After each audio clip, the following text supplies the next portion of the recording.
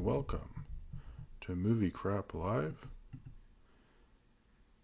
And hey, what's up, everybody? This is Movie Crap Live. Hope everyone is having a good night tonight. Hope everyone is good. I hope you can hear me. Oh, you can. Oh, sounds like me. That does sound like me. Cool.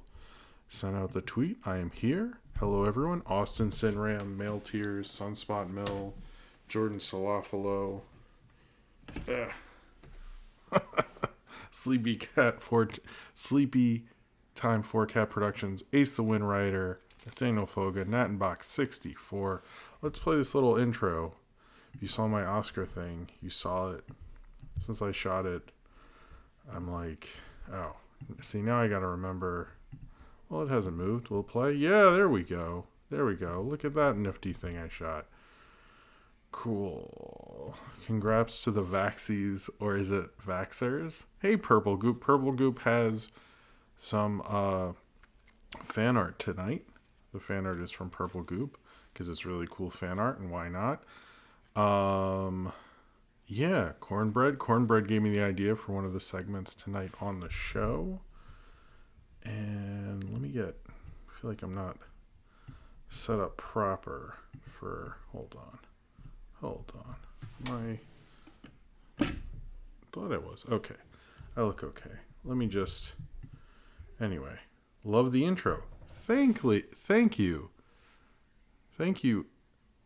Ashley Ross. Ashley Ross. I hope I said that right. I'm sorry. Adult Jim. There we go. Well, I guess I am an adult, and my name is Jim. So that's, in the evening we shall discuss cinema. All right. Oh, well, thank you for just stopping by, Chan Reviews More. That's very nice of you. All right. I guess I should switch this over. And let's do the fade. Hello. How is it going, everyone? Welcome to the show. I think it'll be there's not a ton of movie news, and obviously it is Oscar weekend, so there's all of that. But if you're looking for, let's move this, let's move me. Why is this? Let's move you. Let's move, there we go. That looks better. Sorry. Obviously, yeah, it's Oscar weekend.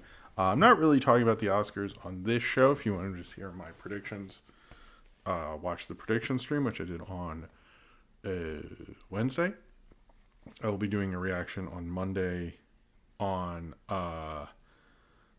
3 o'clock in the afternoon, because I don't want to compete with POS. I'm not sure if I'm going to be on that or not. I will be watching the Oscars, and I'll be tweeting it if you want to follow me and all that, but the reaction will just be up right after I'm done. I don't think it'll be anything like that, but I get that people don't care about the Oscars. That's why I separate it, because I don't want people to go like, oh god, this fucking guy. So that way, if you don't want to see it, hear me talk about it, you don't have to. You can just hear me talk about regular movie news.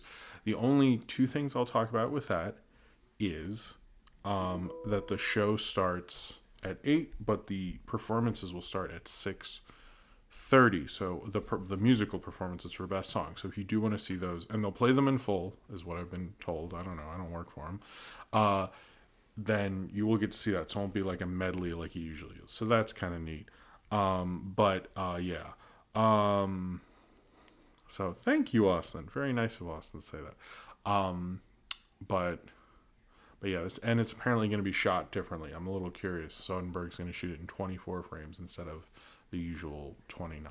So for film people, that's exciting, I guess. But it's going to be, thank you, Not Plausible. It's going to be probably the least watched Oscars ever, possibly. It's going to be a really low rated one. So, because it's also been a very long campaign. All that stuff. Not too much has happened this week. I can't think of anything. I did show Sophie and I'm forgetting the name of the thing, and we watched it a bunch today. Planet Panic, and I will get to that when we get to the segment, but I actually did. I realized the creator of Planet Panic was on Pizza Party, not on one that I was on, but was on Pizza Party. So that was cool. Didn't know that. I mean, I remember. Oh, thank you, Austin. I remember watching it. It wasn't like new to me, but I just didn't. I didn't. Yeah, I didn't get to be on that. I think I listened to it. It was like right before because the 100th had to be at MomoCon and all that stuff. Do you remember that stuff? Anyway, a guy named Crystal. How's it going?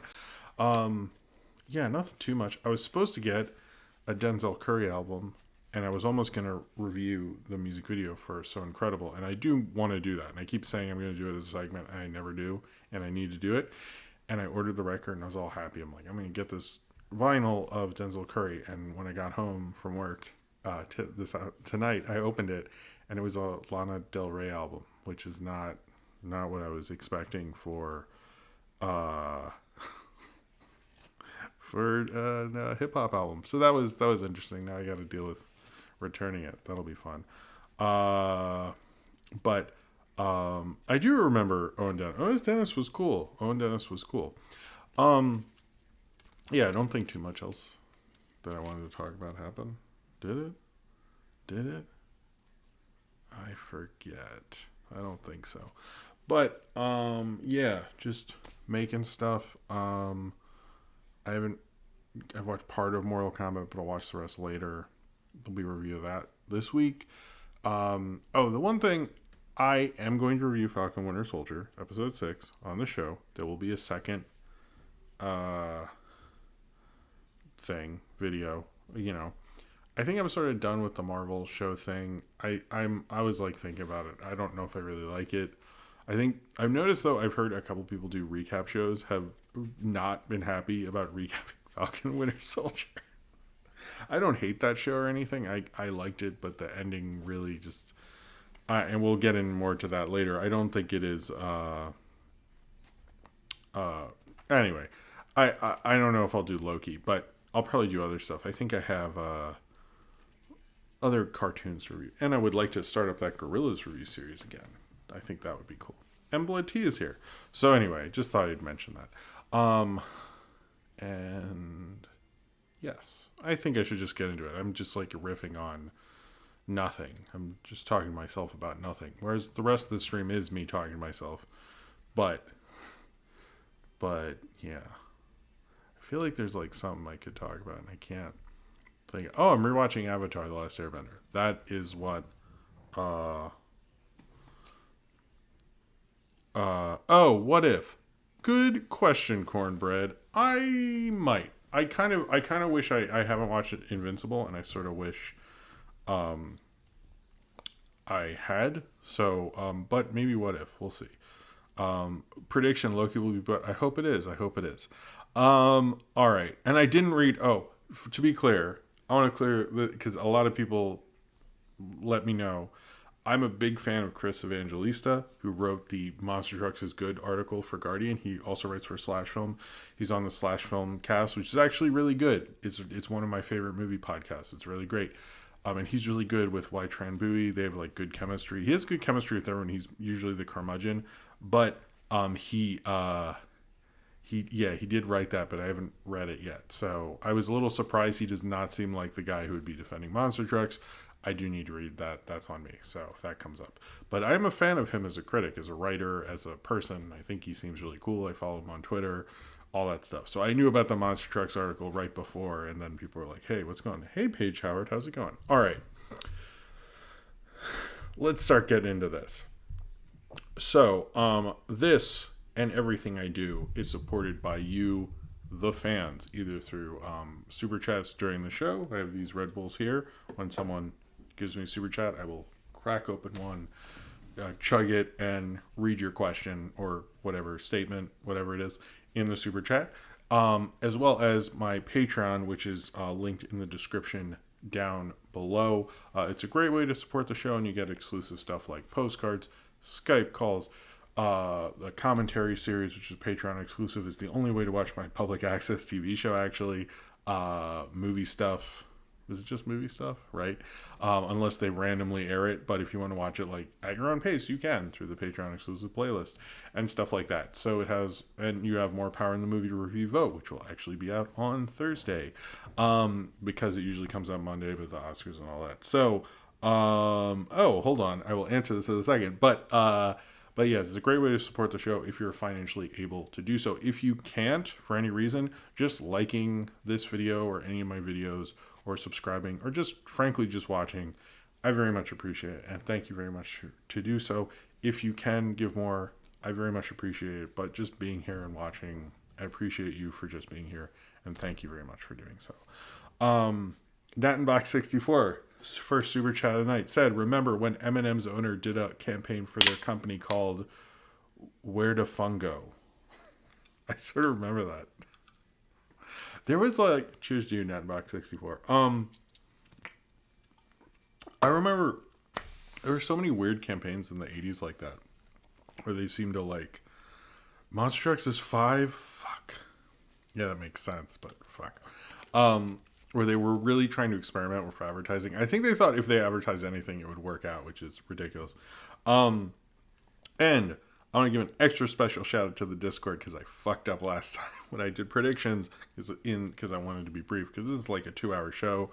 We have a lot of time, all that stuff, but I screwed up. So I want to first off say Austin and Zane Powers run a great Discord server, and it's a lot of cool interaction. If you enjoy watching this show and watching the chat and you want to interact with those people and you're like, oh man, I wish I could be there, you can anytime. Most of these people are on the Discord server, not to call you guys out or anything, but it has all sorts of cool channels like General, of course, which I do I've been trying to interact more in. There's the Ask Jim channel, which I try to go in once a day and answer all their questions.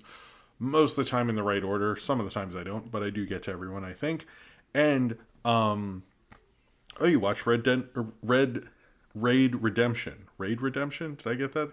So is that the first one? That's the first one, right? There's Raid 2, Raid Redemption? Which one is... Now I'm confused. Anyway. Cheers to you, Austin. Thank you very much for the super chat. As well as you can give suggestions, which is actually where I got the Planet Panic thing. You watch Yellow Submarine? Okay, that's cool. You watch Yellow Submarine. That's cool. Cheers. Well, anyway. Cheers to everyone who did that. That's a cool movie. The original. But yeah, it's cool. And suggestions for Jim, I do listen to your suggestions. I hear them out. Sometimes they go on a list, and 14 years later, you'll be like, oh, he finally did it. Some, it depends, but your voice is listened to, and there's all sorts of cool stuff on there, and and they do a great job. Austin and Powers do a great fucking job. Anyway, let's get into the news. I am going to also react to the list of the MTV Movie and TV Awards, the Razzie winners, and the Independent Spirit Awards winners because I did not really look at them very well. And Elwood DD, it's Monday is your birthday. Well, happy birthday. If you can be here during the stream on Monday at 3 o'clock, I will sing happy birthday to you. Why not? Just, say I'm here, by the way. But either way, happy birthday. Or someone remind me to say happy birthday because I'll probably be like, oh my God. How did Wolfwalkers win so many things? It wasn't even nominated for a lot of stuff. So, the most important movie news of the week is Asylum is releasing a movie called Ape vs. Monster. Now, there's some problems with this, is that all we know about Ape vs. Monster is a poster and a title. The trailer... I hate when people do premieres this far out. I think it's fucking stupid. Like, there's a certain point, like, I don't get it. Like, that's personally, before I did premieres myself, I, messaged other YouTubers and I asked them and all these things, like, how do you do it? And all of them are like, do not do it so far in advance. So if you want to, just save a tab until May 3rd to see this trailer for this Asylum movie, you can. But if you're wondering, why did he bring this up at the top of this show and then I don't bring it up next week, it's because I can't. There's nothing to say until May 3rd. So I do not know who runs their social media thing and thinks it's a good deal. But, yeah. It sounds cool. Good luck to Asylum. They do have a channel on Pluto. So if you've ever wanted to check out some Asylum, literally anytime, they have a channel on Pluto. So Ape vs. Monster, I guess, will eventually be on that. I'm a little curious. Part of me wants to review Ape vs. Monster. We'll see. So SpiderVerse, the directors were announced. Now, one of these directors, I want to be clear on this, was announced previous. That was Rockem dos Santos. He was previously announced. However, the other directors that were announced, and these were all going on. I should also mention that a lot of these people have been working together for like a year. A lot of these announcements, when we get the announcements, that's the press announcement. That is not like when these things happened. If you know, this is just when we find out. But Kent Powers, who wrote. Did he write? No, he didn't direct One Night in Miami. That was Virginia King. He wrote the play and the screenplay, I believe, for One Night in Miami. He also helped co-direct Soul, as well as Justin K. Thomas, who's been an art director with Lord and Miller for a very long time for Cloudy Chance and Meatballs and so forth. They are the new directing team. Peter Ramsey, who seemed to be getting a lot of credit for the original one, is an executive producer, and David Callahan, who is one of these credited screenwriters for Shang-Chi and The Legend of the Ten Rings, as well as Lord and Miller. This sounds like a cool combination. I'm a little disappointed they couldn't get anyone from the original back. I think because all those guys got swooped up real quick. But he directed, who did? Which person directed Justice League Unlimited? I'm a little confused about that. But it sounds cool. I think this is a great creative team. I like that Phil Lord and Chris Miller are both writing it this time, and they're amazing. An amazing creative team, frankly. And so I think they're probably going to do really good with this. I'm very excited for Spider-Verse 2. It's coming out in October, which that part I'm less certain about. The first guy. Okay, thank you, Austin. I'm sorry I didn't go over him as much, but I felt like the other two guys were more. But hello, Cartwright. But it, you know, I think this will be a cool movie. This is one of, by the way, this is one of the films, the first Spider-Verse, and I think I mentioned this a few times, is it gets played a lot around here, around Brooklyn. I hear a lot of parents talking about it, because not only is it great because of the diversity in that film, but it's also like, you know, it basically shows you anyone can be Spider-Man. That's really healthy for a kid. So I hope they continue that, but it sounds like they have some cool people in it. It seems, you know, going to be Miles. I've heard so many different ways that this could be. Who knows? But right now, what we know is we have a really cool creative team behind it, and I think that's, you know, it sounds like it's on the right track. I would have liked the original creative team be there, but maybe they just felt this was the best way, and I trust Lord Miller. I like 22 Jump Street, so that worked out. I don't really know the Cloudy Chance of Meatballs movies, so that's on me. So that will definitely probably be in the movie review vote, because I feel like I'm going to notice when the chat realizes I don't. So next up, Quibi, which all that stuff was bought by Roku. All the things they bought, all the content will become Roku originals. Roku obviously has the box where, you know, you stream stuff from. Roku is really trying to push their own streaming thing on their own service, and so they're going to use Quibi to do that and represent them as Roku originals. So Quibi is dead. It's still on my phone, so I'm never deleting it until I get a new phone, and then I'll re-download it. I will never let Quibi die. You know, you can't sign into it, but you know. Yeah. So Quibi is officially going to become a Roku original. So, you know, that's kind of what we expected from it. But I am excited to see. When they go up, I did want to see the American Peril documentary. I heard was good. I heard there's other cool stuff in there. So LeVar Burton has been announced. But not according to Sam Raimi ever could be. I didn't know that. That does make me feel great. So LeVar Burton has been announced as one of the guest hosts of Jeopardy.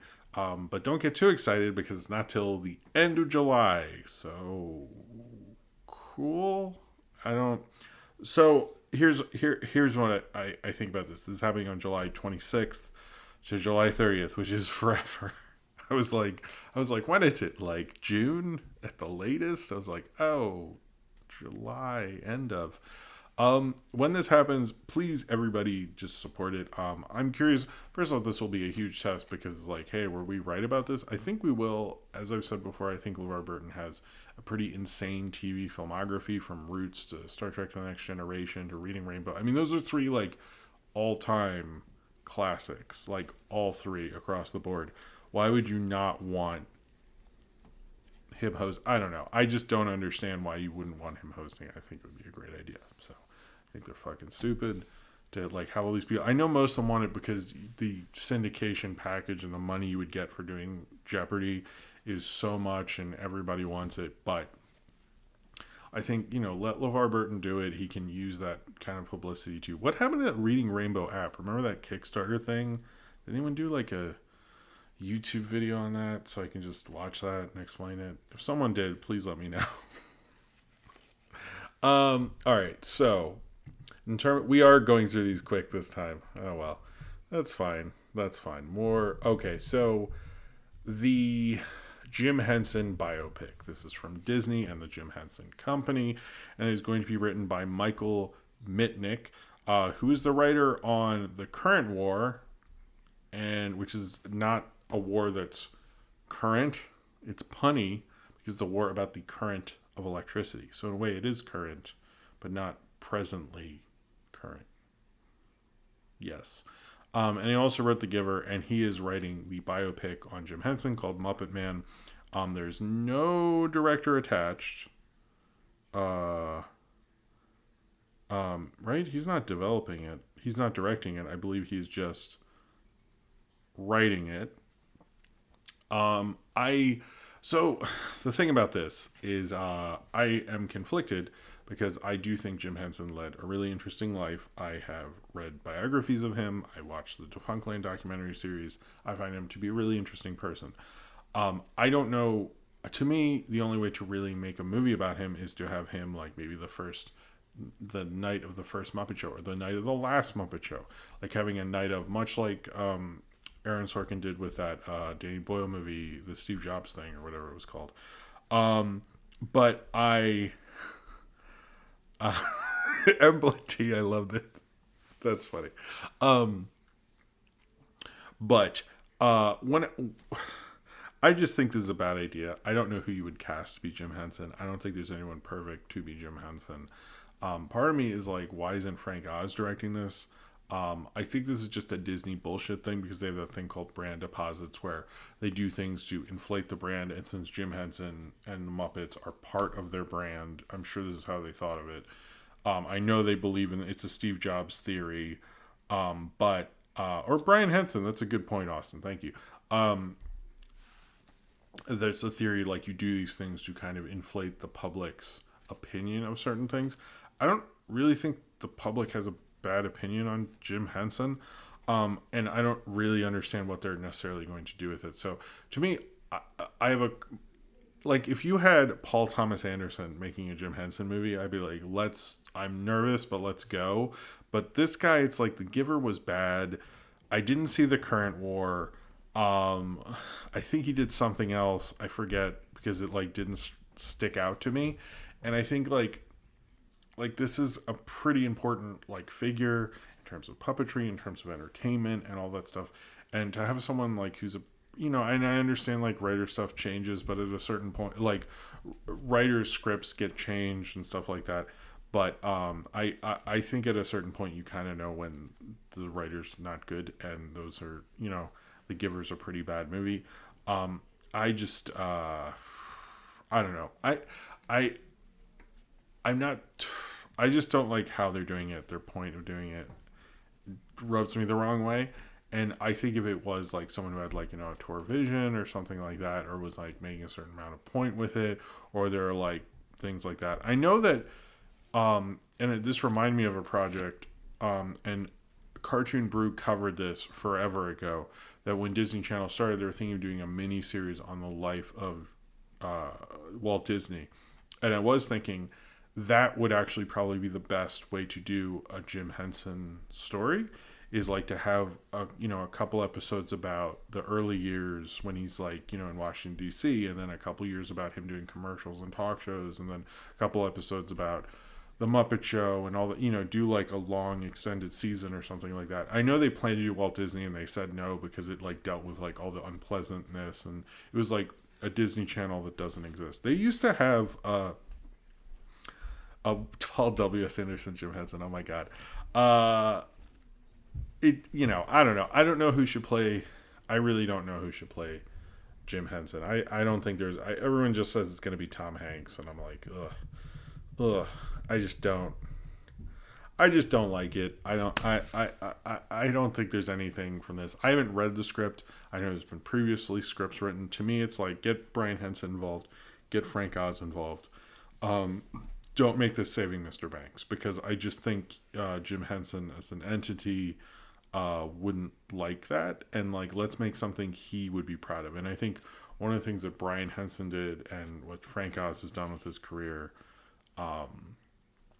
I just think those guys would be able to live up to that legacy a little easier than, the guy who wrote that Giver movie. Jeez, that is a bad movie.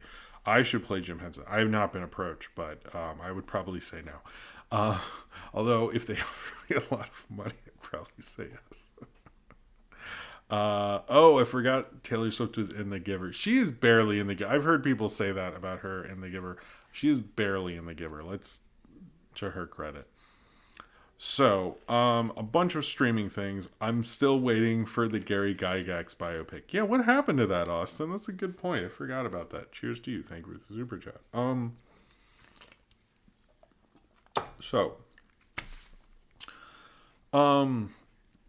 The Sony Disney deal. This deal, which would start for films theatrically released in 2022 to 2026, is estimated to be worth $3.5 billion.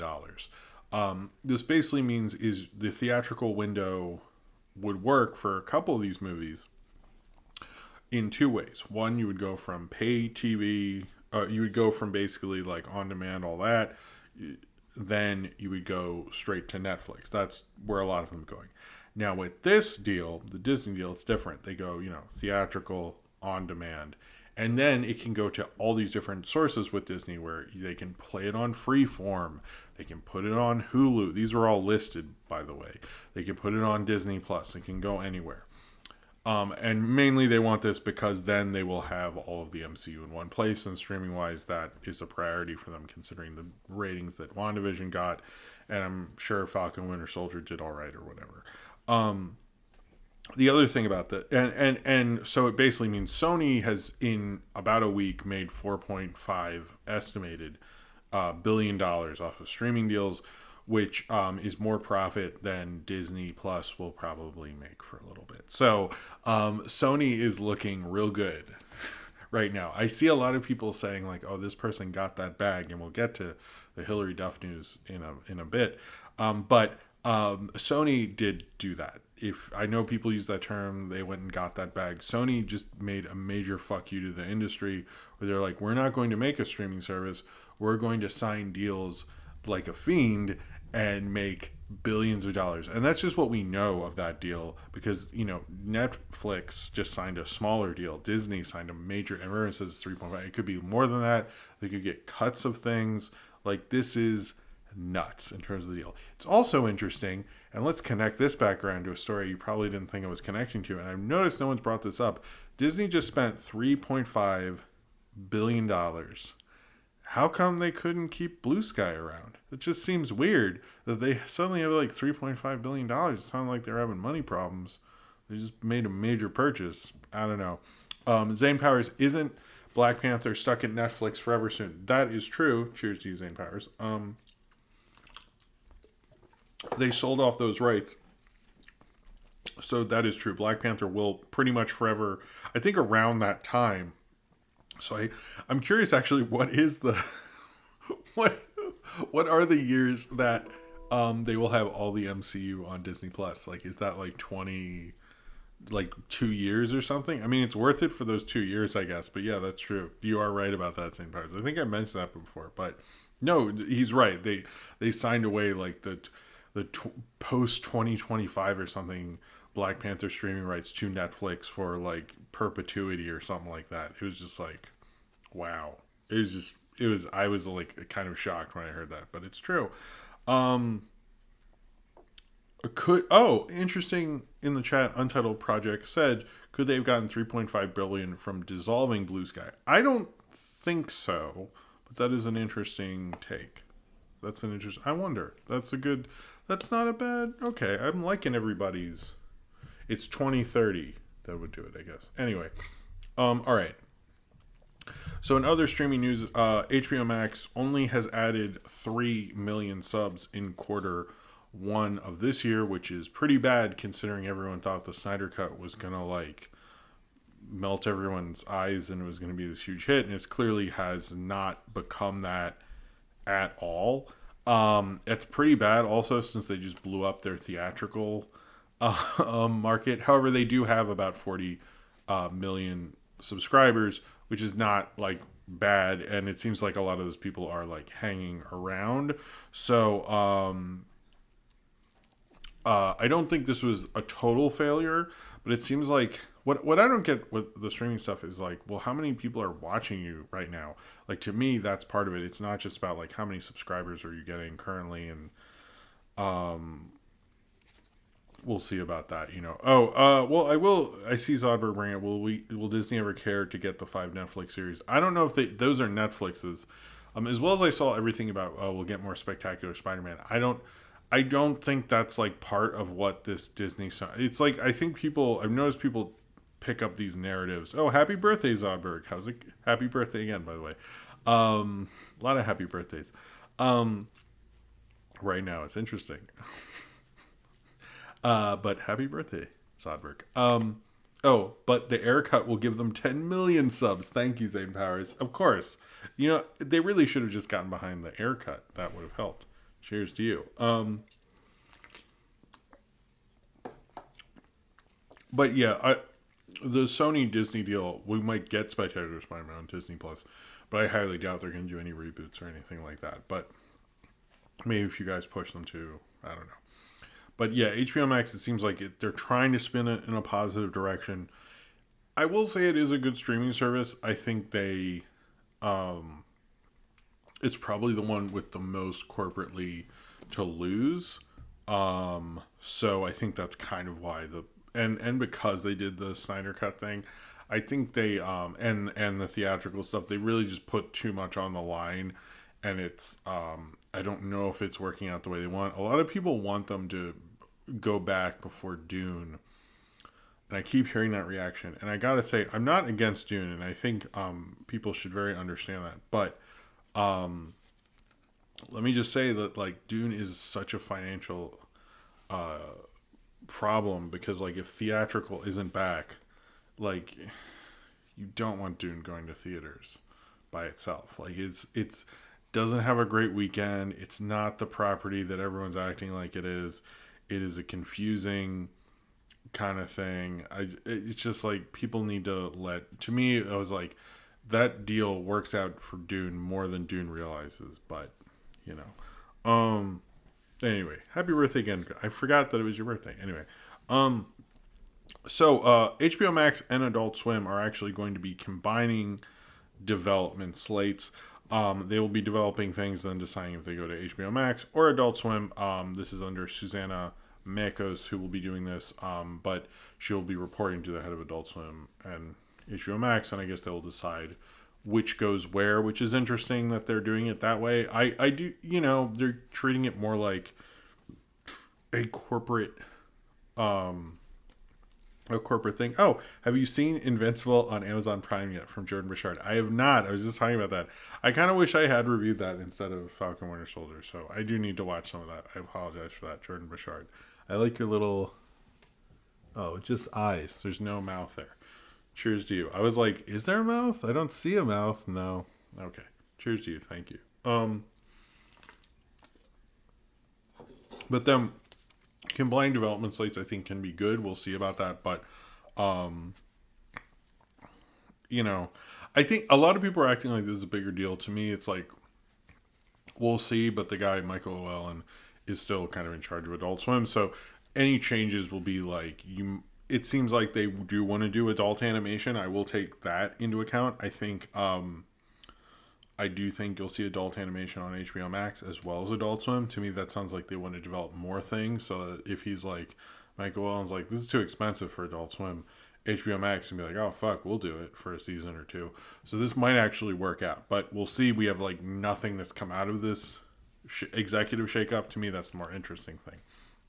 But executive shakeups matter more than you think they do, because look at what's happened to HBO Max in the past couple of years. I think it's pretty big. I do think this is a big deal, but I want to preface everyone's expectations because it says Pixar is looking for a trans. I want to phrase this correctly because I've noticed it's sort of been like misgendered and confusing online, and I don't want to say it incorrectly as I've noticed other people have done that.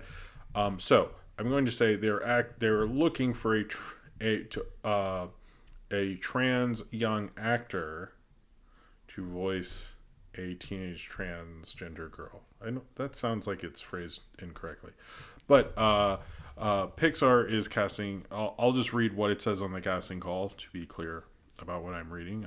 This is not my thoughts or anything. Pixar is casting a youth voice over role for an upcoming animated project. The character Jess is a 14-year-old transgender girl. She's compassionate, funny, and always has your back. We're looking for an actress 12 to 17 years old. Are enthusiastic, outgoing, funny, and energetic. Feel comfortable acting in front of a microphone, which I would assume that's an interesting part of there. Can authentically portray a 14-year-old transgender girl. If you know a child who fits this description and would like to audition for the role, legal guardian should contact casting@pixar.com. I will say, and before everyone gets crazy about it or anything, or gets too excited, Pixar does have a history of developing things that never go anywhere. So this might be nothing. It might be something. We might not hear about it for 8 years. They do that as well. So who knows? To me, it is cool that they are considering that and doing casting calls like this. And I hope it becomes something pretty substantial. We also don't know, because Pixar is doing series now and stuff for Disney Plus. What even is this? Because they say animated project, not movie. They do not say movie, they say animated project, which to them at this point could mean anything. Nattenbox64 says, I believe that Snyder Cut wasn't going to appeal to the general public anyway, or by some terms, the layman. Cheers to you, Nattenbox64. That is true, but I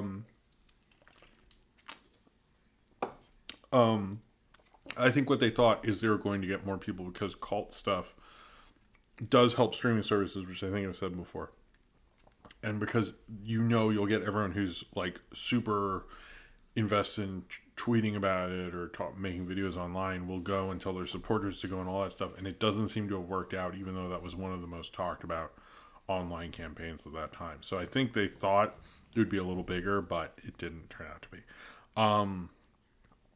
But yeah, animated project NFT, funny. But yeah, we'll see what happens with this project. We'll see what it is. We have absolutely no clue, but I'm happy that they are doing it. I just want to temper everyone's expectations, because, they have been known to develop things and you hear about it and then it's like 10 years go by and you're like, what the fuck was that? And you don't know. So I think like that it's obviously progressive and very cool. And if it becomes something major, I hope so. But just temper expectations. That's all I'm saying. I'm for it, by the way. I just don't want anyone to get, disappointed later or anything. So Mystery Science Theater Kickstarter updates, and this was the exactly, Gabrielle. This was the big update that I've been talking about forever. I think since around the Turkey Day, whenever I did a stream after that, maybe. That Emily was announced to be the second host of Mystery Science Theater 3000. Jonah will host some of the episodes. Emily will host other ones. They did not get into specific episode numbers, basically.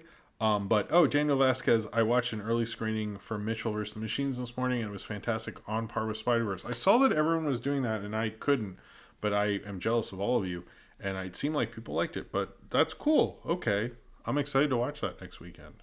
I'm excited. All right, cool. Cheers to you, Daniel Vasquez. Thank you for the tip. But we also found out from a stretch goal from Mystery Science Theater that Joel will be hosting possibly two episodes if they raise enough money. At least one, and then he said, okay, two.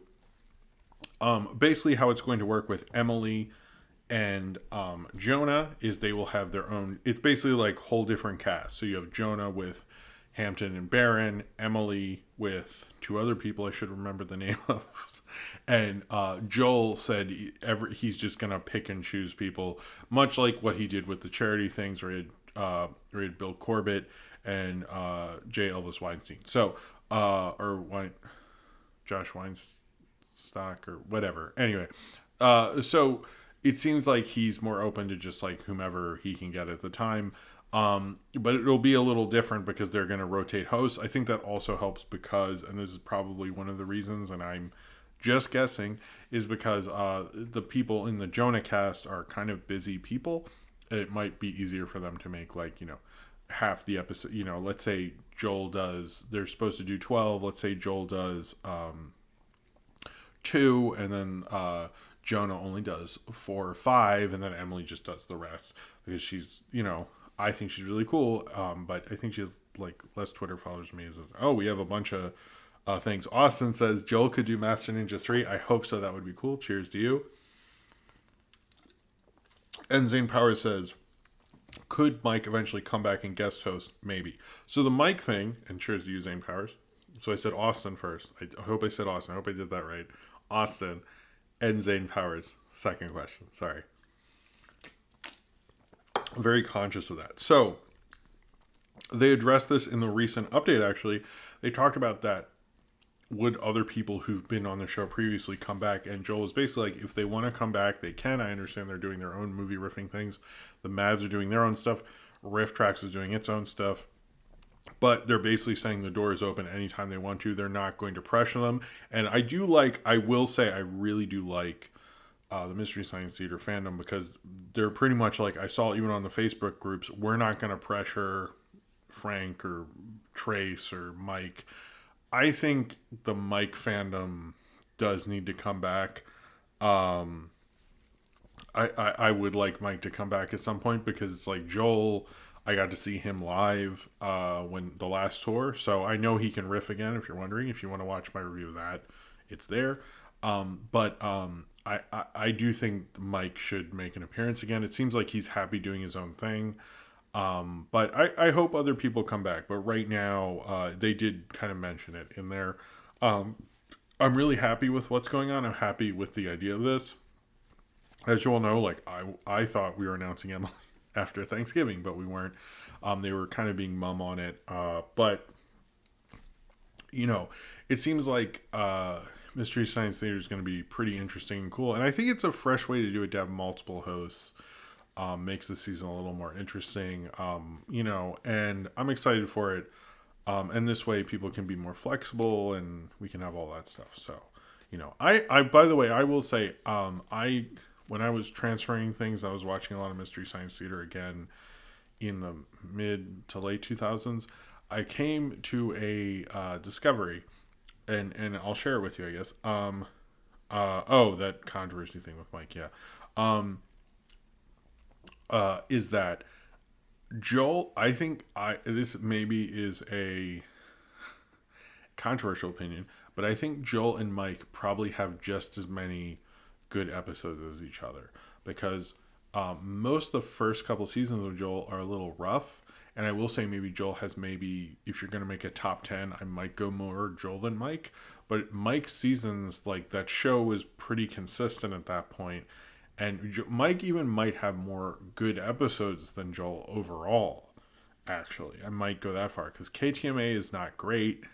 Season 1, I'm like, so we'll see. But glad that Gizmonics will be on my Apple TV device. That's true. I'm excited for that, too. I'm excited for Roku. And apparently, when these stream, they'll stream on Pluto as well. So if you don't have the app, you can actually watch them on Pluto TV. I believe. I'm not sure how that's going to work. But anyway. Cheers to you, Nattenbox64. Thank you for the super chat. But anyway, I like Mike. I have noticed.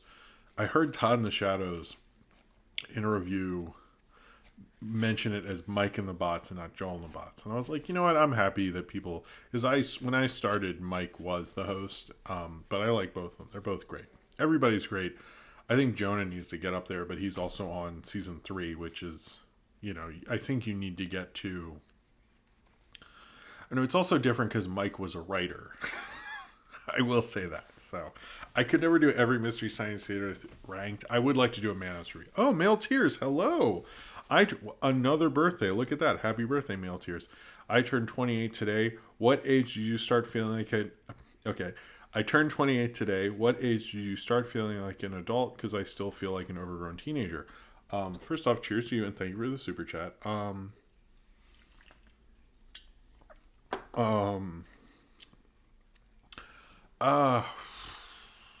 In some ways, you never totally feel like an adult. I think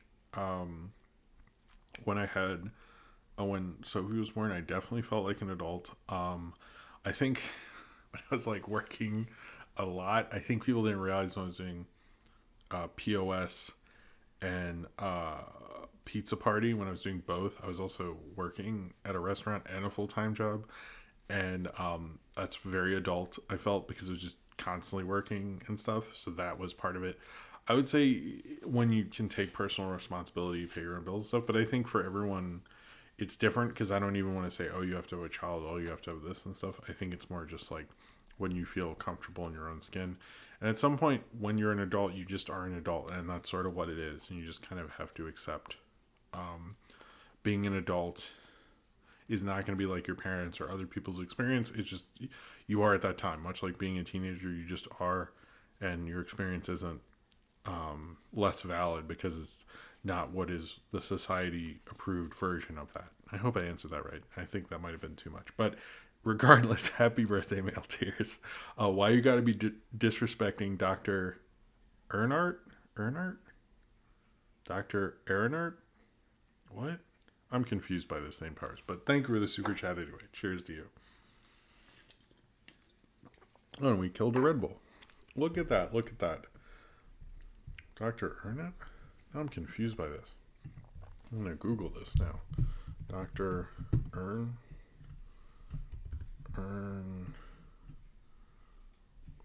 I got to move this over. This is why everyone subscribes, right?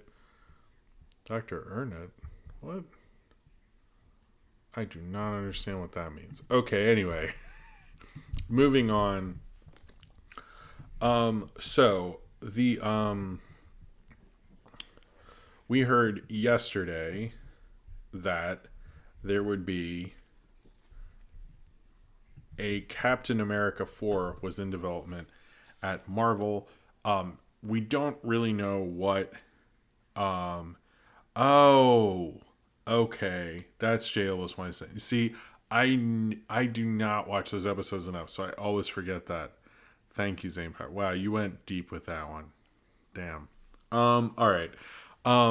Anyway, so we learned this past week that there will be a Captain America 4 that was in development. We don't know, for example, the rumors about Chris Evans coming back, which I don't think was very real. And it seemed like because of the timing of the news that it had something to do with Anthony Mackie being Captain America in 4. We don't know. We don't even know what date it is. We just know that they're writing one. We'll see what happens. I kind of think it seemed to me like there'd be another season of Falcon and Winter Soldier, Captain America and Winter Soldier, whatever you want to call it. But I think it was inevitable. It's interesting, like, are they going to do a trilogy with Anthony Mackie? Like, I thought maybe that would be a TV thing instead of we'll see, but they're at least developing it. We really don't know what's going on at all. Man, Ryan Welch put me on blast. There was two. We'll talk about 2 trailers. This is not trailers and stuff. I'm not sure why I put one of these. so high, but I did, so we'll just keep going with it. I am going to talk about Iron Man Billboard. Don't worry. Love, Death, and Robots Season 2. I will say I've not really watched Love, Death, and Robots Season 1 at all. But I like this trailer. It always reminds me of stuff like Heavy Metal and Robot Carnival, which I reviewed. Good night, Untitled Project. But it looks cool. I kind of regret not watching it. It looks eclectic in its animation style and everything like that. So I hope, it looks cool. Nanbox64 said, "Girls shake that Laffy Taffy, that Laffy Taffy." There we go. I'm like the honest trailer guy now, I guess. Anyway, cheers to you, Nanbox64. So the Shang-Chi trailer, which I think you say Shang. There's a different way to pronounce it, and I'd never heard it pronounced that way before. Anyway, that trailer came out on Monday. It looks really great. I was really into it. It was cool seeing Tony Leung in a Hollywood movie. That was insane. Although he's playing the Mandarin, I'm curious how they're going to deal with that thing. Like that, that's a landmine there. And I know they've like tried to going back to Iron Man 1 to Iron Man 3 even. And it's always been a thing that's kind of looked down on the Mandarin thing. So I'm curious how they're going to deal with that. I'm excited.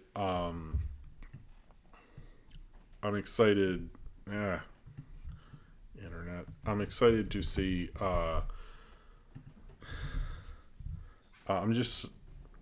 don't know. I think it's going to actually be a really cool movie. It's Marvel's 25th film. I'm excited to see Simon Liu from Kim's Convenience, which is where I know him from, be a lead in it. It was cool seeing like Awkwafina in it. I know Michelle Yeoh's in it as well, and Bill Pope shot it actually.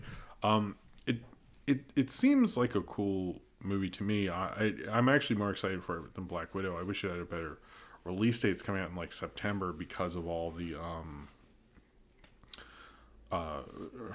release date nonsense, but it looks like a really promising film, especially like you're seeing like full body fight sequences. I mean, how could you not do it with that? It feels like something they won't screw up.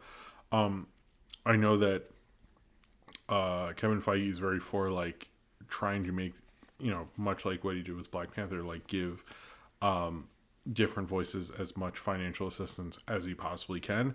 And it seems like he did that as well, and trying to make it as authentic as he can. As a producer, he tries to do that. So I think I'm hoping this worked out this time as well.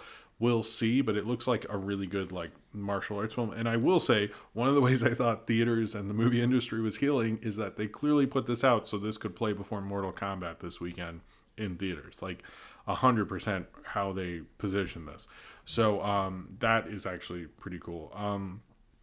We'll see. I like the lead a lot because I am a big Kim's Convenience fan.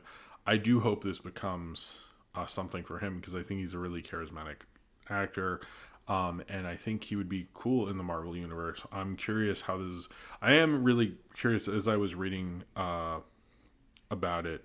What has Bill Pope done? Bill Pope did World's End, Hot Fuzz, Scott Pilgrim, Clueless, Spider-Man 2, Team America. Matrix sequels, maybe? Anyway, yeah, Bill Pope is awesome. But I'm really curious how they're going to handle the Mandarin thing. But Tony Leung is literally one of the great movie stars who's never done a Hollywood movie, and that's always disappointing. So I think I'm excited to see that. I'm excited for a lot of reasons. We kind of just got a taste. It was sort of like, here's what this is kind of trailer, and I'm curious to see more of the plot. Oh, I also like that he did... they're like, you've been away for 10 years and you haven't done anything. And I'm like, he's just like doing valet, and I was like, yep. Millennial. I do think kung fu films are going to make a comeback. I don't think that's a genre that ever goes away as well because you have so many of these films that have become like kind of staples and films people play all the time, particularly like the films of Bruce Lee, particularly the films of Jackie Chan, and particularly, all these guys have like pretty all-time classics that people want to keep showing to their kids and stuff. So I think the fact that has become the makeup of our film language means that a lot of this stuff just won't go away. The fact that Hollywood doesn't like have one of these films, like at least a major one once a year, is on them. But this year we do. I mean, we have Mortal Kombat and we have Shang-Chi. I mean, that's pretty incredible. We don't really get that kind of stuff. I do wish they would. I don't know the director of Shang-Chi as well. I do wish with the Mortal Kombat films they'd actually hire a martial arts director, which I think there are a lot of actually, but whatever.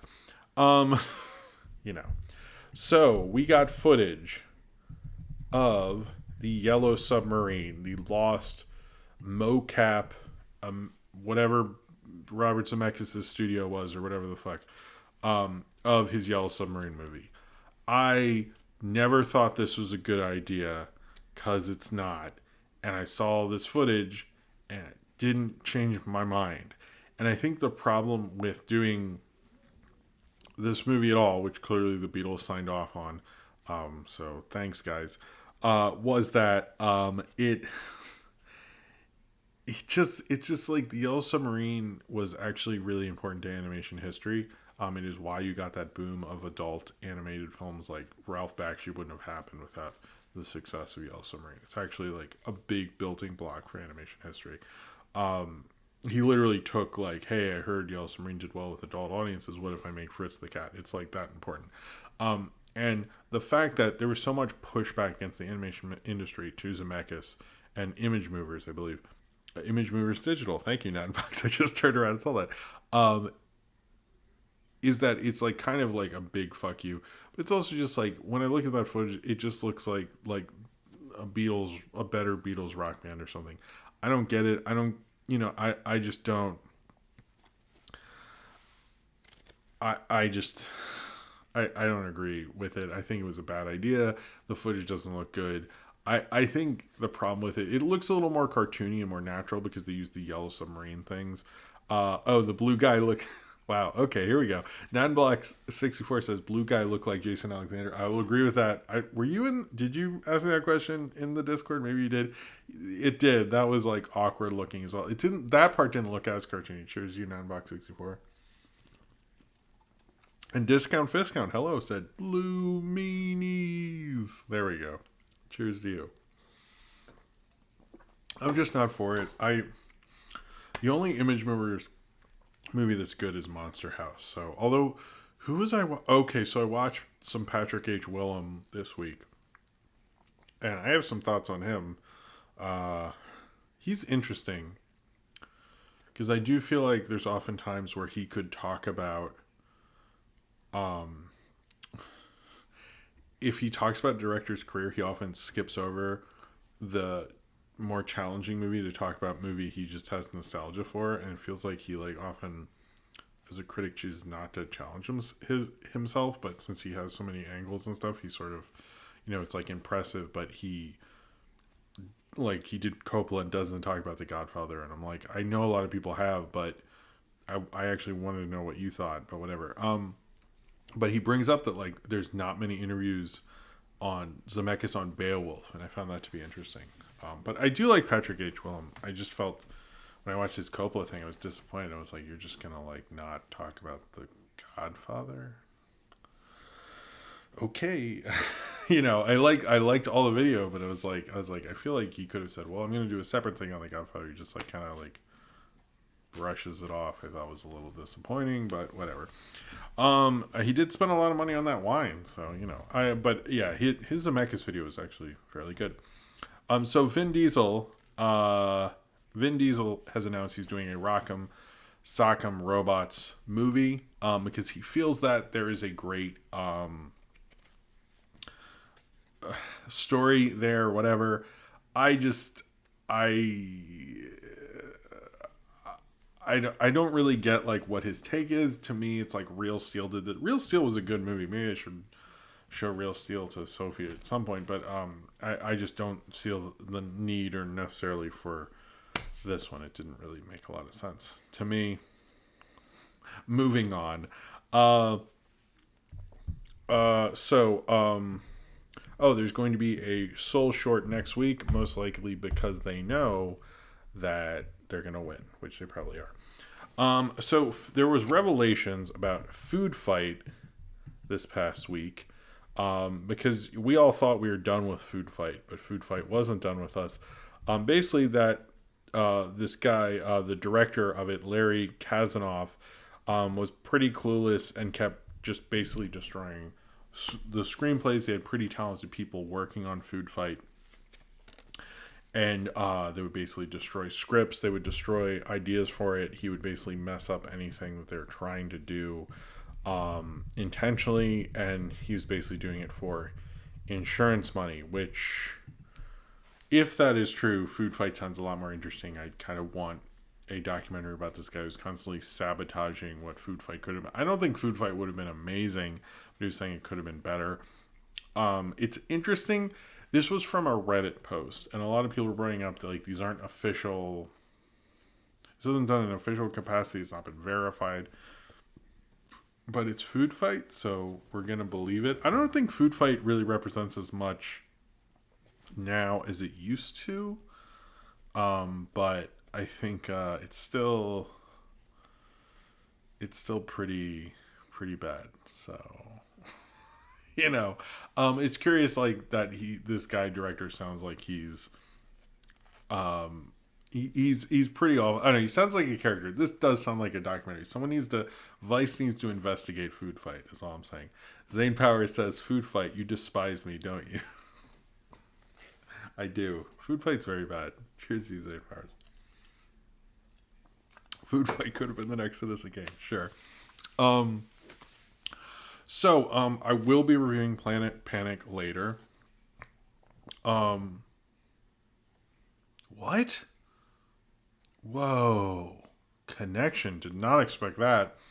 Nattenbach64 said, side note, Larry Kazanoff got an in-name only executive producer credit of Mortal Kombat 2021. That's an interesting trivia there, Nattenbach64. Thank you for that. Cheers to you. That's some good shit right there. Thank you. So we found out from the creator, Gene Goldstein of Planet Panic, that Nickelodeon has passed on Planet Panic, but he will be getting the rights back because they passed on it. Sometimes production companies and studios are not as nice as Nickelodeon was in this case, so some credit where credit's due on that one. But they have passed on it, which I think is really disappointing and a really bad idea that Nick did that. We will talk about that a little later when I get to the actual segment, but I just wanted to mention that it passed. Probably should have connected that better if I was smarter, but anyway. So I wanted to get into this. Well, okay, Michael Keaton. I'll do this Michael Keaton thing then. How I Met Your Dad. Is it How I Met Your Father? I feel like I should just talk about. Well, Michael Keaton is going to be in The Flash, so there you go. It's confirmed. Warner was just like, he is going to be in this. So the How I Met Your Mother sequel show, is it called How I Met Your Dad? It's How I Met Your Father. Sorry. Will be starring Hilary Duff. Now, there's a couple of things about this that I found interesting. So How I Met Your Father, or How I Met Your Mother, the original, was produced by 20th Century Fox. 20th Century Fox is owned by Disney. So this whole reframing of Hilary Duff couldn't get it done at Disney, so she went to another studio. Oh, you mean that studio that's also Disney? This is not what you think it is. Basically, the How I Met Your Father, I did post on Twitter the pilot that Greta Gerwig was in, and Meg Ryan was the voice that Bob Saget was in it. It sounds like this is a project that's been kicking around for a while. They didn't want to lose Hilary Duff. They had to give her something. And they're just like, here's another show, I guess. Because she did want to put Lizzie McGuire on Hulu, and that didn't work out. I'm going to assume that this deal was done when Lizzie McGuire fell apart, and we're just learning about it now. But this whole reframing, and I'm not doing this to be disrespectful. I just want this to be in transparency's sake. I think she's a fine actress, and it sounds like she signed a good deal. But this is something that's been languishing in development hell for a long time. It sounds like a way to keep her in the fold and less of her going to another studio and getting a cool deal. That's just not what this is. I'm sorry. I think she's fine and cool and everything like that, but I just kept seeing people post that. And as soon as I went, but it's on Hulu that Disney owns. So Disney, it's still the same thing. I also find it interesting, we don't know who's going to be the voice. It didn't say if Meg Ryan was back. It seems like they're a different creative team than the original. I was a big fan of the show when it was on. I don't know if it 100% ages that well, but we'll see what's going to happen with this show. But I want people to be, I like to be a little more transparent about these things, but I think it could work out for her. We'll see if it happens, but it is interesting. The Greta Gerwig one, which everyone's saying, if that show had been picked up, Greta Gerwig would not have the time to make Lady Bird and Little Women and become the director she was. It was also a weird period, like when people thought Greta Gerwig should be in mainstream comedies, which was like, didn't, I think, really work as well as everyone thought it would. But anyway, so we found out, okay, let's hit a couple things. John Cameron Mitchell is actually going to be Joe Exotic in the kind of NBC Peacock whatever show on whatever that was called. But I think that's great casting. Good for John Cameron Mitchell. I'm glad. It sounds like a good job for him. Furiosa, we found out, is going to be the biggest film production in Australian history. Chris Hemsworth was at a press conference with George Miller. Why they did this press conference, like, because it's not shooting for a year, was because of some tax incentive thing that almost fell apart. And they almost had to shoot the big action sequence early to save money, but they don't have to, so they're all going to shoot it in a natural way in Australia with Chris Hemsworth and George Miller next year, which sounds like this will come out in 2023, 2024, around then. And other two okay, let's just do Sonic 2. We found out this week, because they're shooting Sonic 2, that we already knew Tails was going to be in the spoilers for the end of Sonic, I guess, or all of the games. That Tails is going to be in it, but we also found out that Knuckles, because they put these basically like little kind of plastic characters to show where they're going to be. It was kind of weird, but yeah, that Knuckles is going to be in it as well. It sounds like they're all going to be fighting, I'm assuming, Robotnik together. It looked cool. That was kind of our first confirmation. They didn't try to post like a better kind of picture of it or anything, which I think might happen later. But we did get on-set confirmation of Knuckles. I think it's probably where they're going to go. I kind of wanted them to go Tails, and then Knuckles wasn't until the third one, but, you know, it's an inevitability. It did kind of, when I was seeing pictures of it, it reminded me what I liked about Sonic. I don't think it was like this amazing movie. I did grow up playing the game. It's just, you know, it's like a fine, I don't know, it's like fine with it.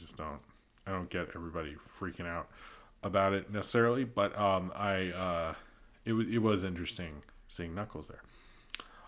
So this is kind of more serious industry news. The heads of Fox Searchlight, the two heads, left this week. They said they're leaving on the eve of them potentially winning their 5th Oscar, and I think it was like 12, 13 years. Supposedly they weren't getting along with Disney.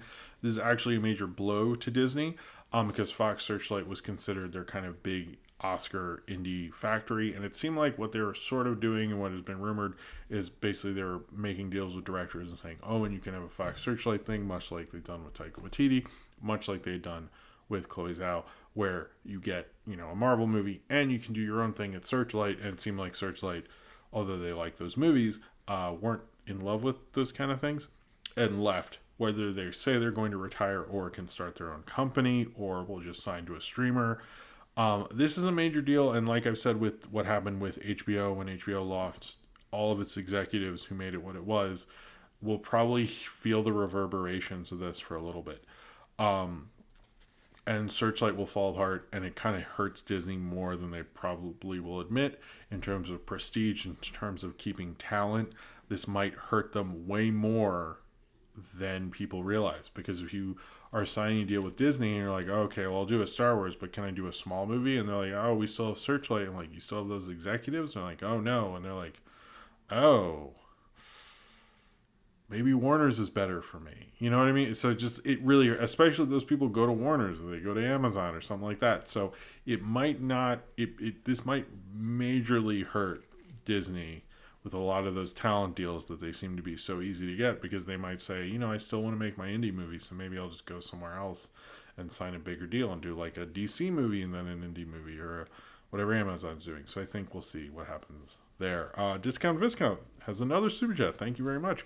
If you were a furry, what would your Sonic OC be? Jim the horse or Jim the rhinoceros? I guess Jim the Rhinoceros. I'll go with that one. Anyway, cheers to you. That's interesting. That was an interesting. All right. Sorry to be all industry, I guess. Netflix is going to be spending $17 billion in content this next year, mostly to make up for the pandemic because they weren't shooting things.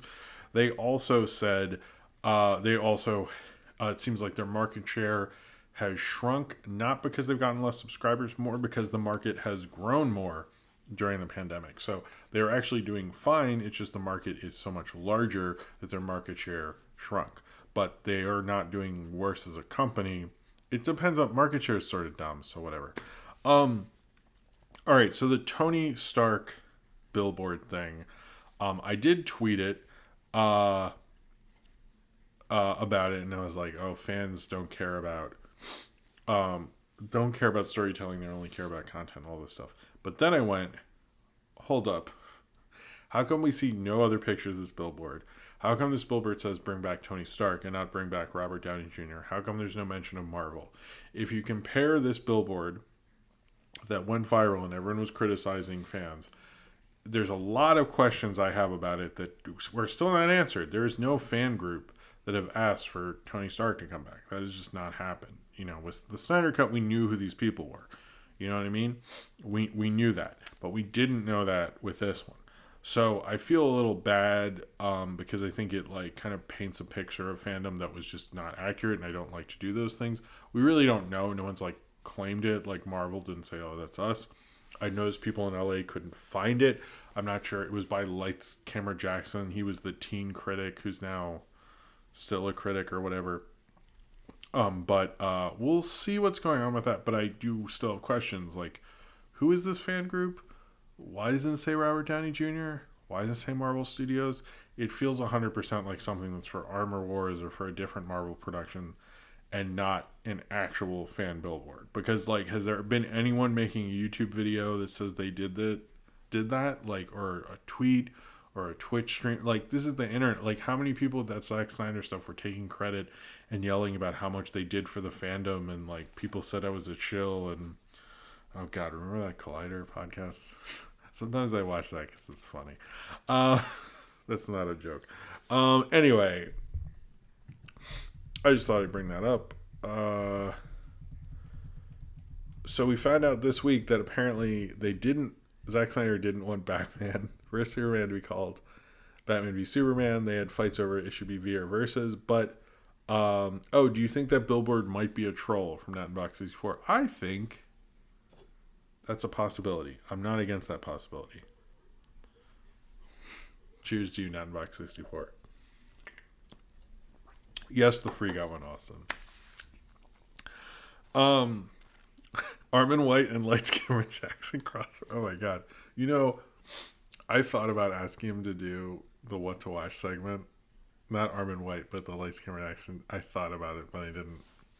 I just like, I like to actually have people on I like, and I don't actually really like him. Anyway, Batman v Superman, apparently the suggested title that Zack Snyder and Chris Terrio came up with was, and get ready for this, and I want to explain this because it's sort of a complicated title, Son of Sun and Night of Night. Now, how this works, because you're like, that doesn't make sense. So the sun, he's the son, S-O-N, of the sun, the big thing in the sky, which is S-U-N. So stay with me on this, because he is the son of Krypton. Okay. And Night of Night, hear me out on this one. He's the night, like the dark night of like nighttime when the sun goes down. So it's like night and day. Think about it. All right. Okay. Now I'm going to go through each of I can vote on the MTV Awards. That's interesting. All right. Let me do the Spirit Awards. No, I mentioned that one first. So I'm going to reveal what? Oh my god. What the fuck is... What is this? Alright. This site. I hate it. For the MTV Vote Kevin James. So this is the MTV Movie TV Awards. So best movie, according to the kids. This is the kids, the kids who watch MTV. I guess it's not the kids. So their best movie is Promising Young Woman, Judas and the Black Messiah. Hey MTV, there you go. Bro Rat's subsequent movie film Soul. Really? Okay. And To All the Boys. To All the Boys, Always and Forever. I guess that's a thing. I'm gonna vote for Judas and the Black Messiah. Oh, boo. I gotta sign in. Fuck that. Not happening, MTV. What a pretentious and dumb title for a movie. True. Or the perfect title for that movie. Cheers to you, Box 64. Alright. Let's see. Best show. They have Bridgerton, Cobra Kai. Yeah, this is not for the kids, MTV. I'm sorry. Emily in Paris, WandaVision, and The Boys. What is MTV?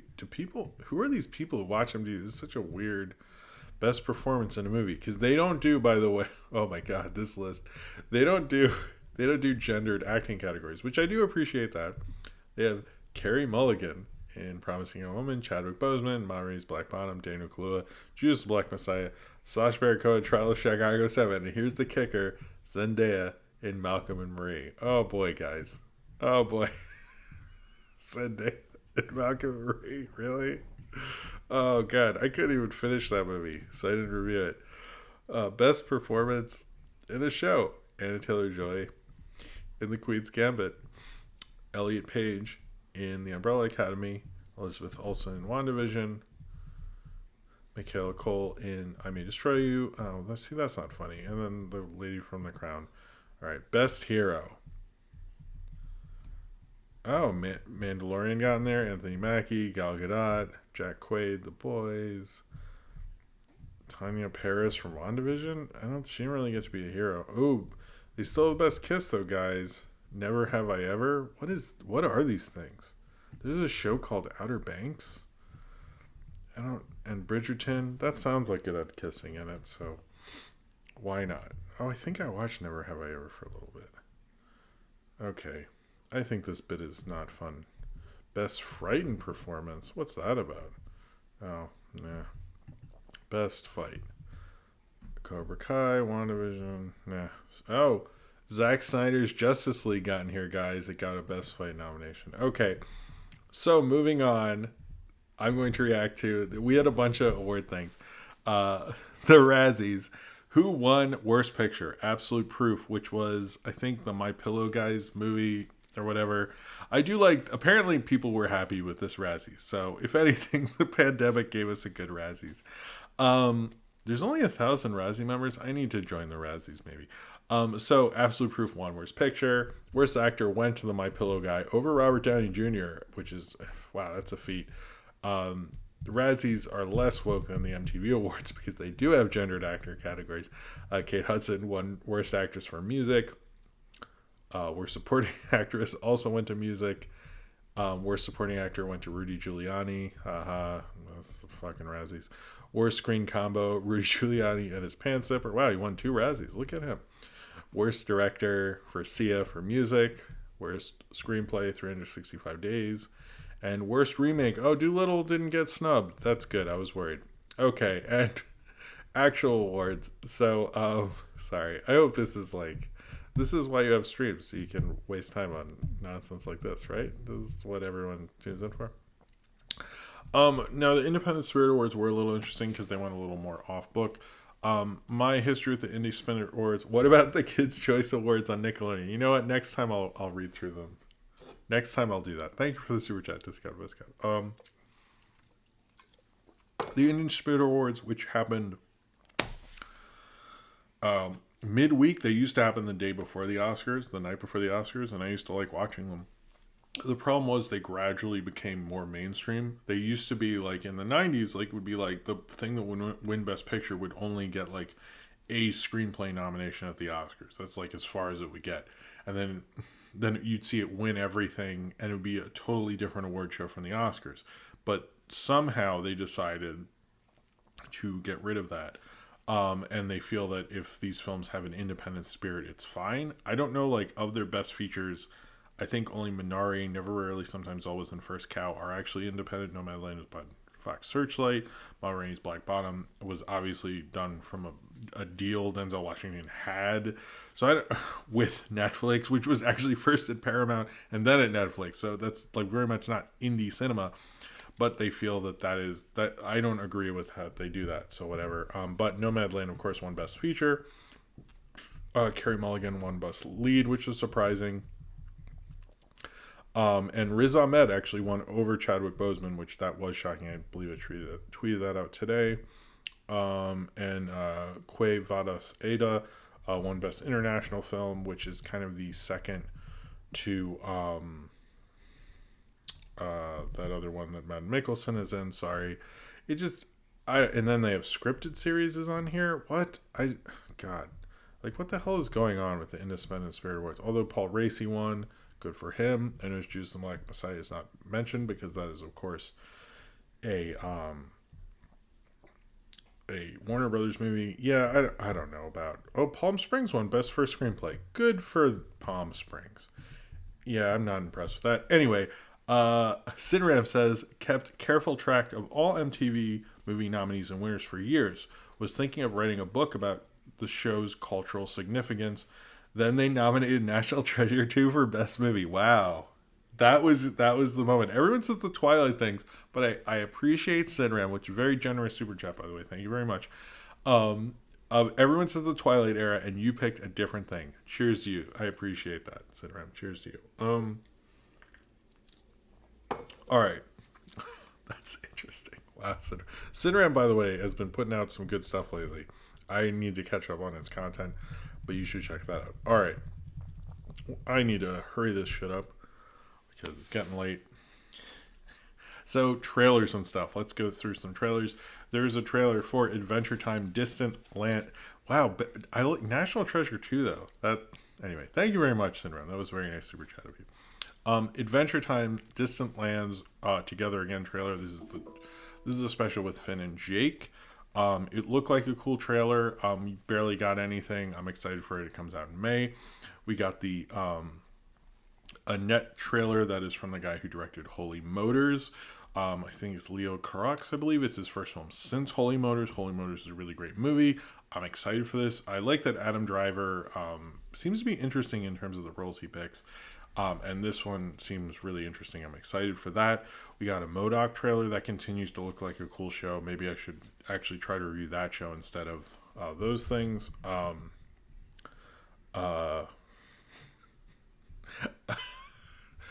Actually, can I just... Sorry. Cineram, could you please make a video on...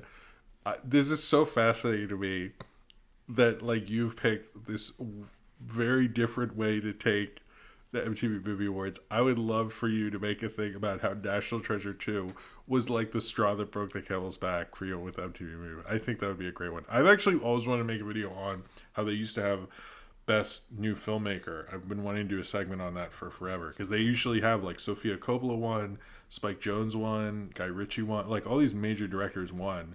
And I think like the people wrote Hoop Dreams won. It was like a weird clout award in the movie awards. Anyway, sorry, you should make that video. I'm excited. I'm gonna comment and like it and everything when you do that. If you do that, you don't have to. Sorry to put you on the spot, Cineram. I apologize. I think I've done that a couple times. But you should all subscribe to his channel because he's making good stuff. But the MODOK trailer looks really good. I'm excited for that show. Done. Oh, shit. Did he just film the whole thing just now? That's insane. Did he stop time and do that?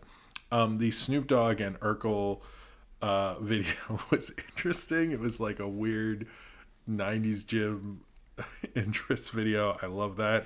The Conjuring 3 or The Devil Made Me Do It. It looks cool. It's not directed by James Wan. The Conjuring has so many side franchises. It's very confusing, but the La Llorona director, the Curse of La Llorona directing this, it looks good. I think the second Conjuring was not great. The first one was fun. They're kind of like very mainstream jump scare kind of movies. This looks like that. I will watch it with the lights off. It'll be fun. So... in the interest of hurrying the fuck up. So apparently there is a Tom and Jerry short form pilot that has been greenlit, and it is not the special shorts thing No, I mean, I will make the. I know what you meant. I was being an idiot. Sorry, Sandra. There's a short form pilot for Tom and Jerry. This is not like the special shorts. It doesn't sound like it has the same creative team. But it sounded interesting to me. It says Tom and Jerry, as you've never seen them before, on the streets of Mumbai to the night markets of Tampere and the Australian outback. All new adventures of Tom and Jerry are in development to explore every corner of the Asia Pacific. I think that is interesting. It kind of reminds me of what the Mickey Mouse shorts did with Disney to kind of like diversify these characters. So I'm into that idea. I would like to see something from that. That's really all we know right now. Eureka's Castle has 27 episodes on Paramount Plus. So there's that. Okay. We're okay. Sorry. I always have too many stories. The Apple lawsuit is going forward because you don't really buy movies from them. You're merely renting them. I would say no fucking shit. But apparently they are getting sued for that. And good for them because they have too much money. So who cares? Who cares for them? They're jerks. I mean, I'm not like surprised. I've known this for a while because of the region thing and stuff. But I'm glad they're being sued. Maybe they'll be a little more upfront and transparent about that. We'll see. We did find out in other kind of physical home video on demand media, whatever we're calling it, Warner Brothers, according to, and I gotta say about this that I didn't really like how this went down. But someone messaged Jerry Beck basically and asked him about physical media.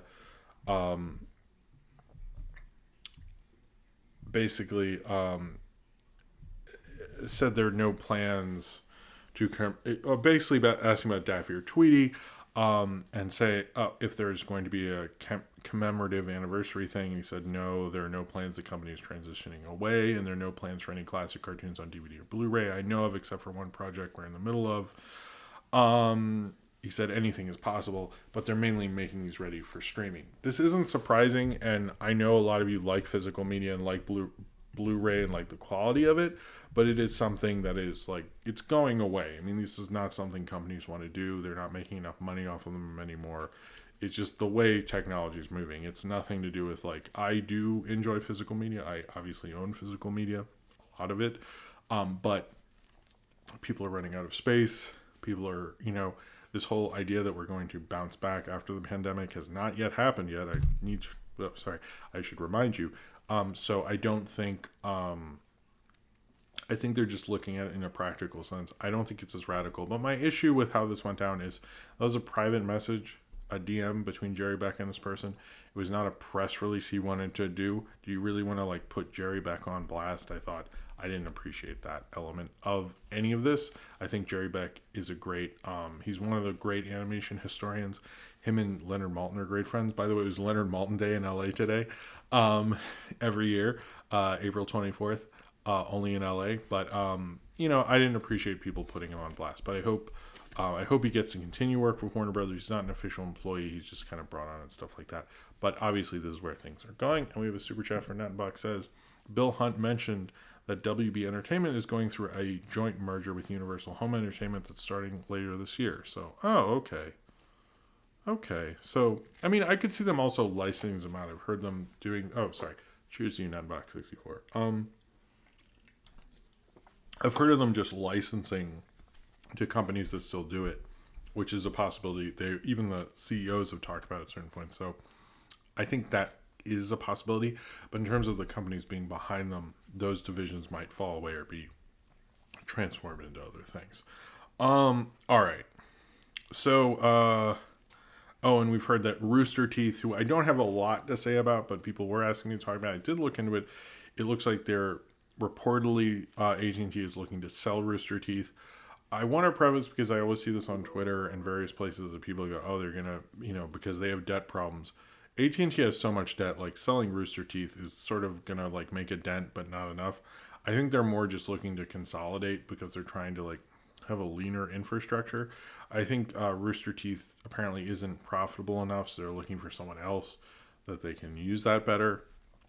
And it does seem to me that what Warner Brothers is really looking at corporately, and I'm not trying to like just agree with a major corporation, is saying like, hey, we're not going to do this very well, so why don't we just sell it and pay off a little bit of this debt, and these creatives don't hate us in 2 years when they haven't made anything and it's not promoted correctly.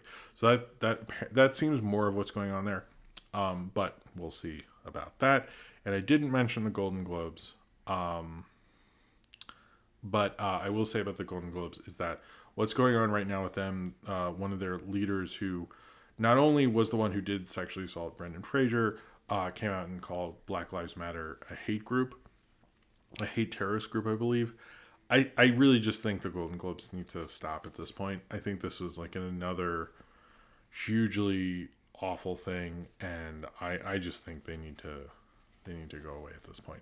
I know he's a former head, but like that email got leaked, and it seemed like a lot of people. The Golden Globes need to distance themselves from this guy who's been a part of it. And it seems like for a while, people like Brendan Fraser at the height of his career couldn't get rid of him.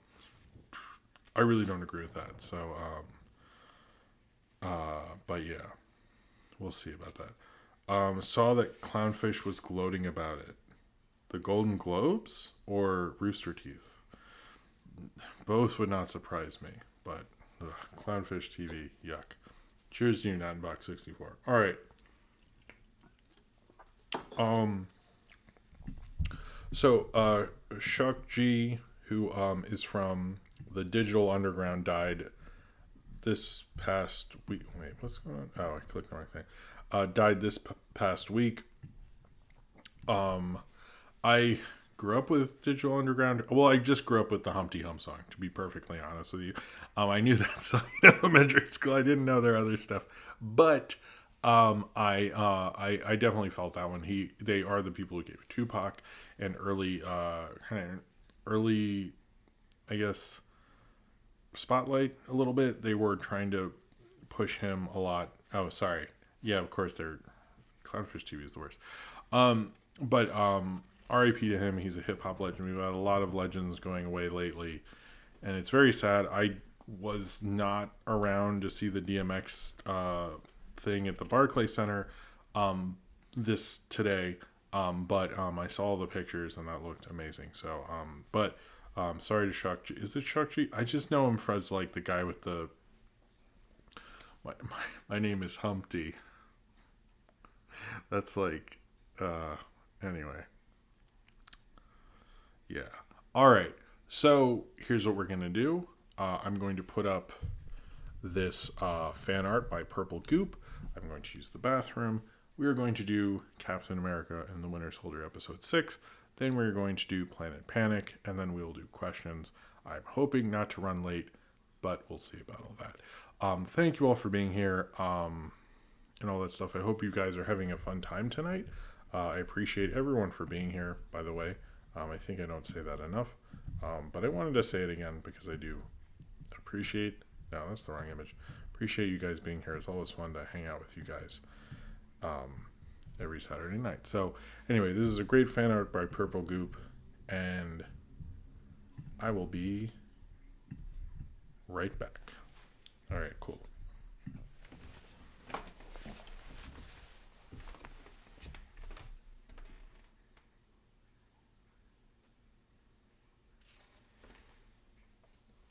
Did it go?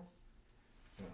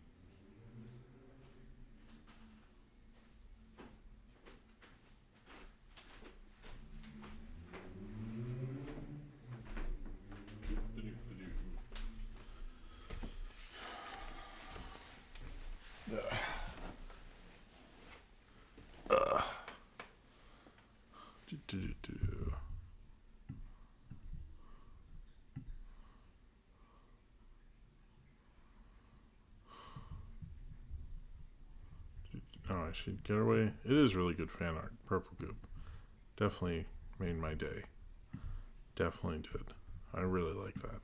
I kind of was always like, well, we got to show this one. It's so cool. I need to post it on. I would love to be on Mr. That'd be like a life goal right there. Okay. So.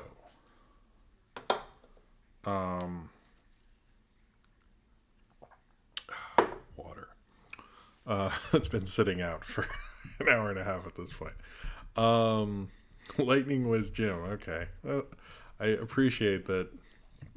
Well, do you really want me to like take my time and then come back and go, wait, what am I still doing? I was worried I'm going to do that at some point. Really hope I don't. That'd be very embarrassing. Hold on. Let me open Falcon. Okay. There's something. Wait, I have too many. I have to see what's going on there.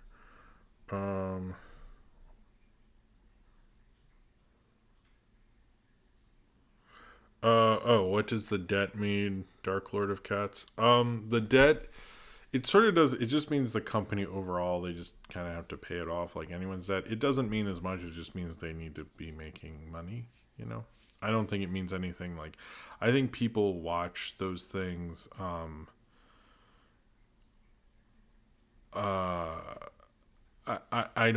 don't think it like when Infinity Train gets canceled and stuff.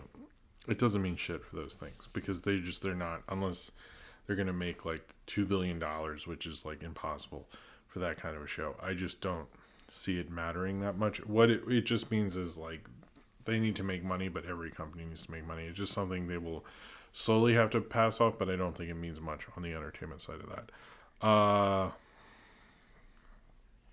But yeah.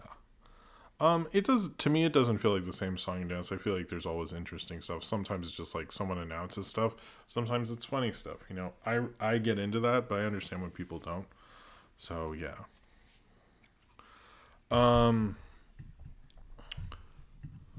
Alrighty, hold on. Okay. So I did learn an interesting thing. So Falcon Winter Soldier episode 6. I'm going to write spoiler in the chat so we can get on to this. Spoilers. Oh, good night, Paige Howard. So, Falcon Winter Soldier episode 6. I think this is an episode that tries to act like this is wrapped up in a nice little bow. But, I don't think it actually does. It just kind of makes you believe it does. And I think this show, I've noticed a lot of people bring up that they really didn't like overall they didn't like it. And I think the show is a bit of a, creatively was a mess, really. I really do believe that.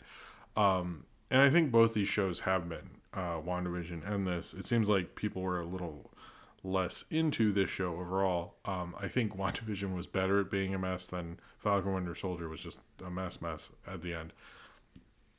But I will say Marvel, its growing pains are really at the beginning as a studio, as a movie studio.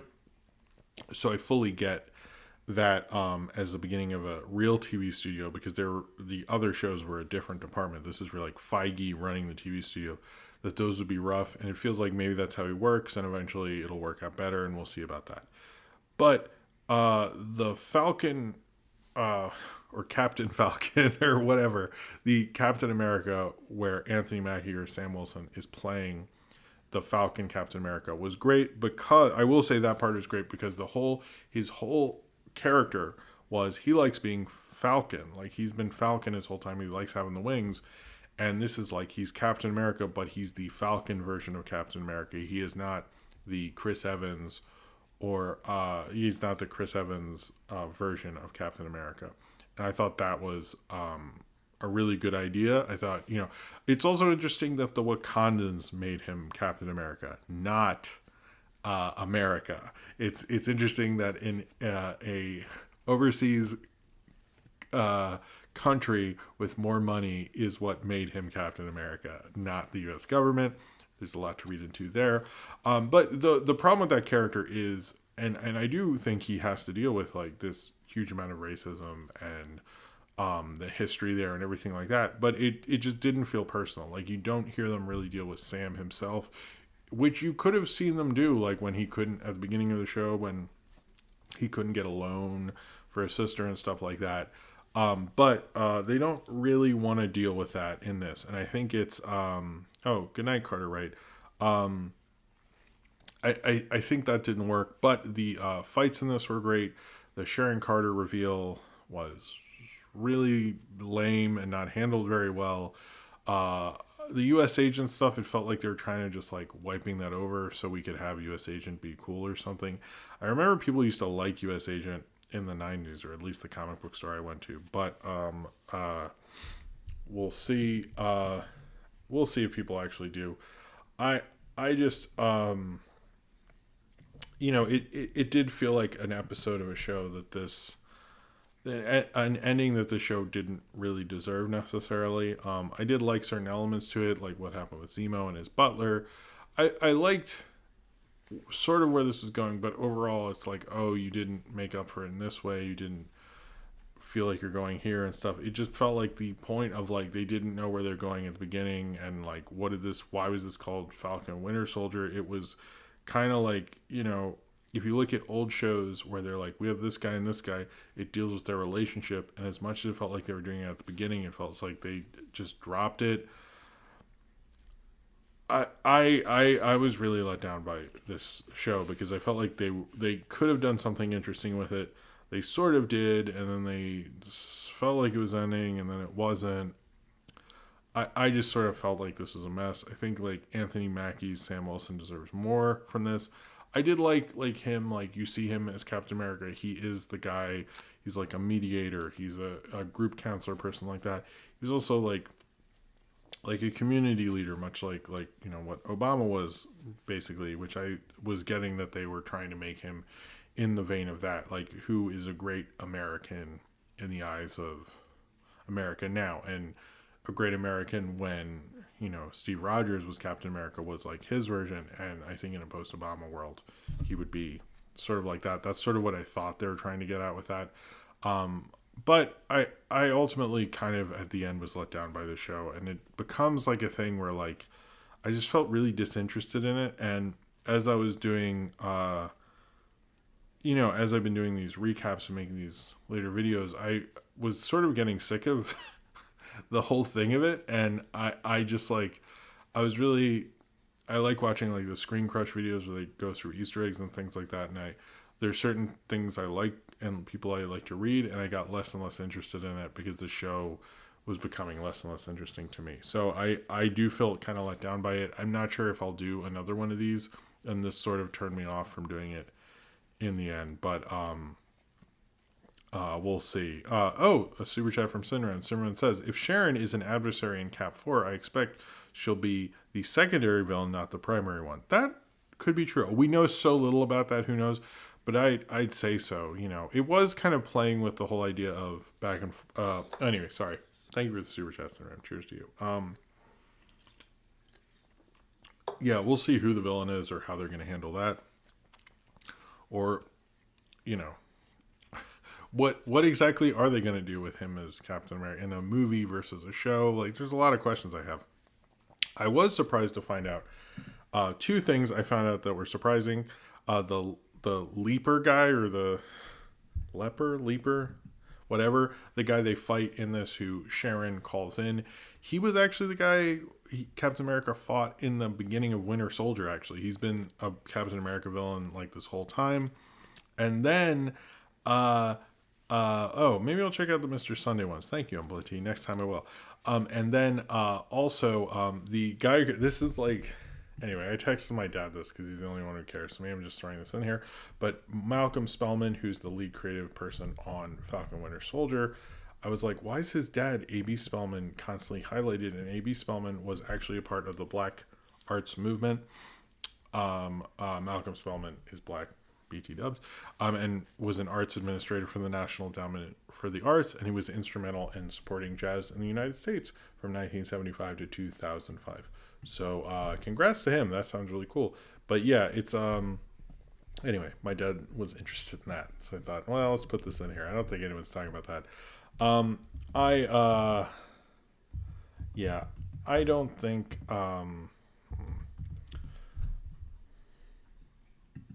I don't think I'll probably ever be watching this again. It felt like it became just ran out of steam and didn't know where it was going. And I think it set up certain things well, like Marvel often does. I'm curious what they're going to do with the character. I did like his suit. He seemed cool. I do like that he's a superhero who's more based on his own intellect and how talented he is as a person, no superpowers or anything like that. I'm curious what they'll do with him. I like Anthony Mackie a lot. I hope we get a lot more. I hope we get a lot more from this character, and I hope they do more of them if they do this next time and work on their relationship, and we get more from the Anthony Mackie character that's connected to him, not just all the context around him, which is, although it is important, we need a little bit more from that. And we'll see.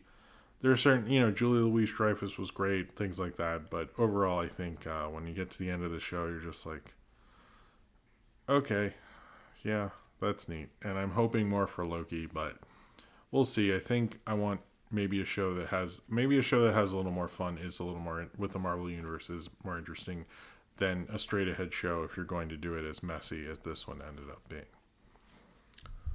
Okay. Oh, spoilers over. No soup for you. Spoilers over. Okay, so yeah. Planet Panic.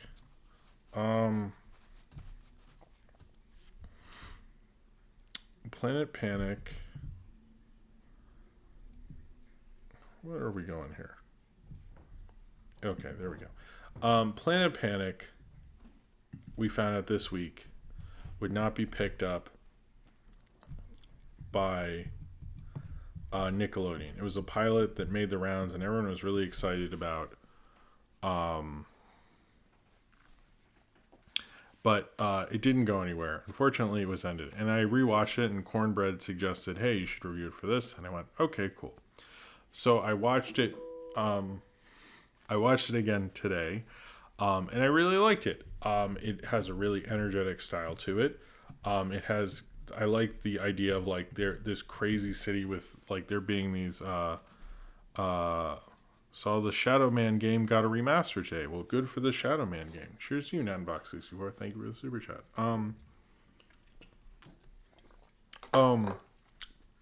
It's basically about Pibbles and Zeus Guy, and Zeus Guy basically helps out Panic City or Planet Panic, and although there's all these giant monsters and crazy things going on, still has to like be a policeman in the city. And in this one, he has to go get a cat from a tree, but the tree is on a giant monster who's fighting another octopus monster. He goes up there with Pibbles and Pebbles, and then he goes up there with Pibbles. Okay, I was right. He goes up there with Pibbles and he tries to get the cat down. All this craziness ensues. The animation is wonderful. It's really great. It's insane. All this stuff like that. And I really liked it. And it's based on a webcomic, and it just gets into the whole idea of animation, the possibilities of animation. The idea that anything could happen, that anything can just pop out of anywhere because you can just draw it and it could happen. It just felt very alive in its animation. It felt like anything, the cat could become a monster. Like you could see his arm come, this robot thing, all these possibilities. So, I keep seeing the Pibbles is non-binary thing. I noticed they don't mention that in the pilot at all, but good night, Super Dive Minion. So I'll say Pibbles is they, but there was no mention of that. I guess that was mentioned, like the creator mentions that, Gene Goldstein. So I'm sorry if I missaid anything. So I watched it. I thought it was really good. I liked the music in it. Apparently, it's based on a webcomic. So yeah, I understand the creator was on Pizza Party. I was not on that episode. I did not meet the creator. I might have listened to that episode forever ago. I did not listen to it before doing this. So you should check that one out. I'm sure it's a good one. And good for them and all that stuff. When it's a separate video, there'll be a link in the description of that podcast if you want to check it out. So then I played Planet, but thank you, Cornbread, for reminding me of that Pibbles is not binary. So I watched Planet Panic, and then I was hanging out with Sophie after I got home, and I went, well, I'll just show it to her. Maybe she'll like it. So I showed it to her.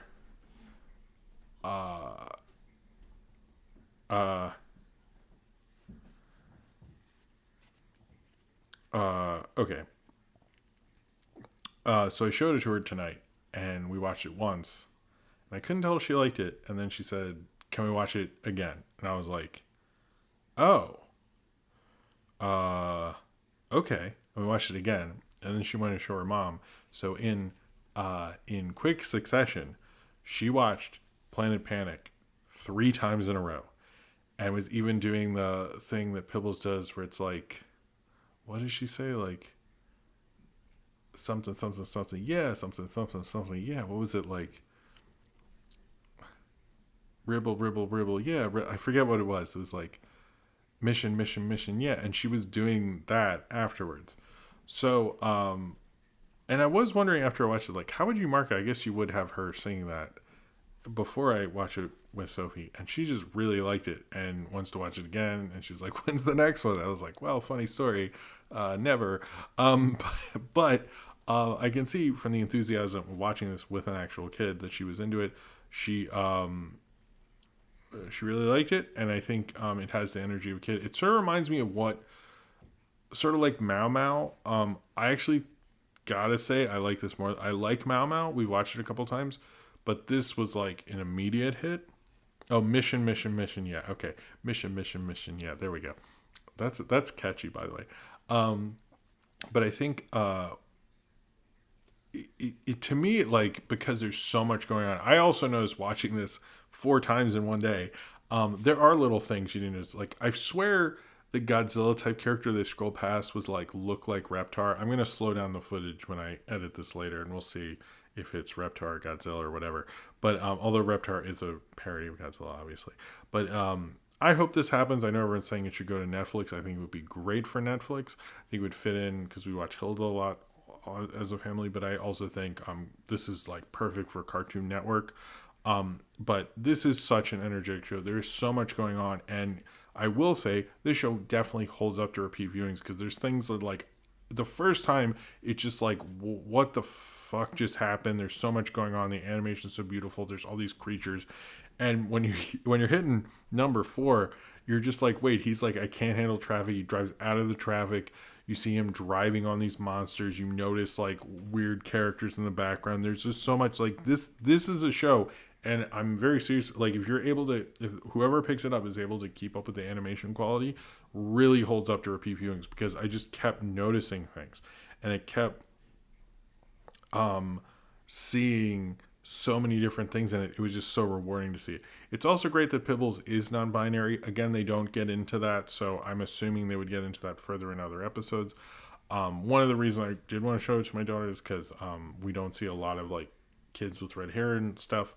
But I didn't really get into the non-binary thing because it just wasn't. It was just her enjoying the show. Really, we didn't really talk about it at all. But I like what Gene Goldstein came up with. This, I think, it's a great pilot. It's a great little cartoon.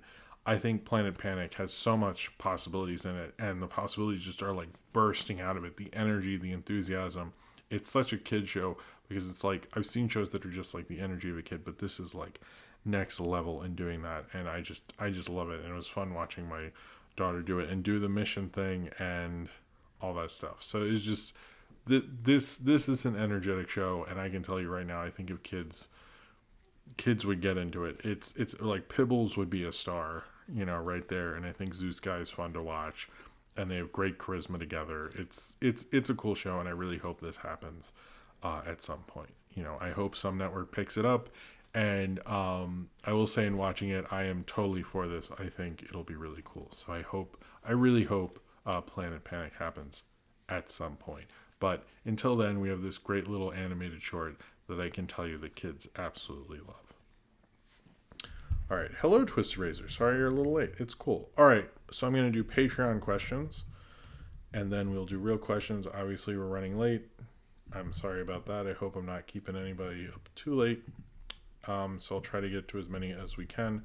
But let me do these ones. The first one is from Sinram. This is a weird one, but I'll read it. Brie Larson. This is Sinram again. You should subscribe to him on YouTube. Brie Larson directed and starred in the feature film Unicorn Store. I watched the trailer when it was first posted, as did I, and thought the film looked terrible. Well, I didn't know about that. I've never seen it. On Thursday, Brie posted a video on her YouTube channel describing the experience of directing. Still not sure I'd like the film, but I'm more curious to see it now. Having heard her account of the production, have you seen Unicorn Store? And if so, am I right to have avoided it? I have not seen Unicorn Store. I did not see her video about that. I'd be curious to see that, actually. But no, I haven't. I didn't hear. I heard some people like it, and other people just did not want anything to do with it. So I'm sort of curious. I'm a little curious about it, but I totally forgot about it. But I want to check that video out now. I'm curious to watch that video. I always like hearing behind the scenes stories. There's always something interesting there.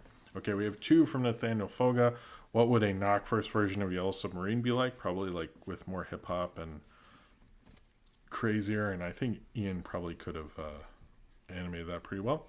And then, have you ever pictured yourself on a boat in a river with tangerine trees and marmalade skies? Last Thursday, yes. Austin asks, question from, okay, here he goes. Hey, what an amazing show we had. I love Austin's. Okay.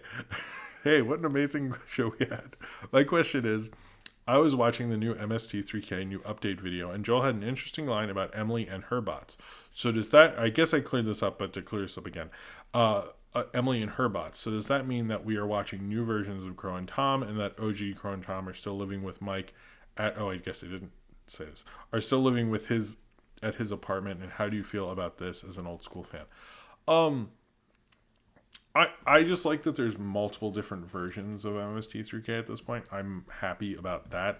I guess, yes, the Trace Crow, no, the Bill Corbett Crow and the Kevin Murphy servo are with him.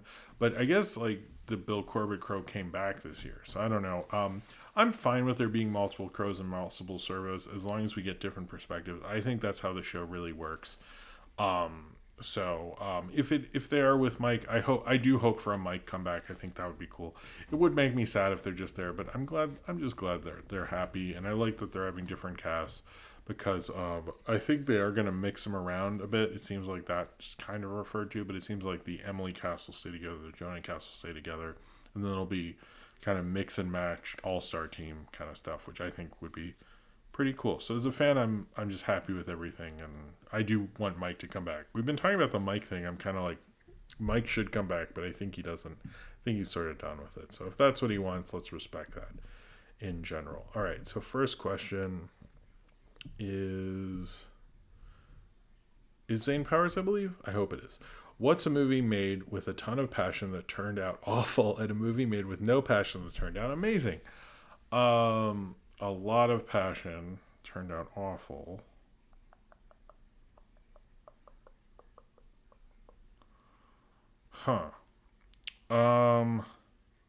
Probably Cloud Atlas. I didn't like the Cloud Atlas wasn't awful. Maybe the Matrix sequels. Not to throw the Wachowskis in there. With no passion that turned out amazing, I would say it's on the tip of my tongue, and I can't. No passion. Maybe.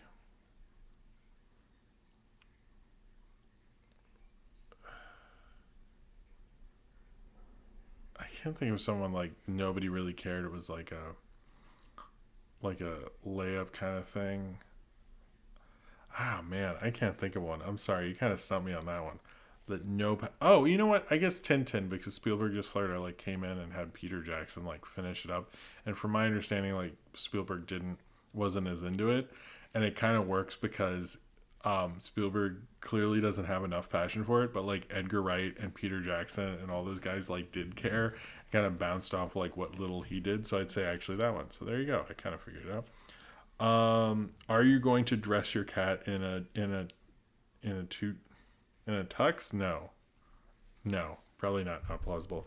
Nathaniel Fogo, been to any good restaurants in New York? Yeah, well, of course, but I can't name them all right now, Nathaniel Fogo. But I've been here for a while. So, Austin, do we live in a yellow submarine? I mean, we live in a society, so yeah, I guess so. Zane Powers, do I need to worry about Caitlyn Jenner Shanghaiing my home state of California? Um, Shangling? Is this Shangling, I guess? No, I don't know what's going on with that, but yeah. Austin, not sure what that, or Ace the Wind Rider, blah, not sure what that question is.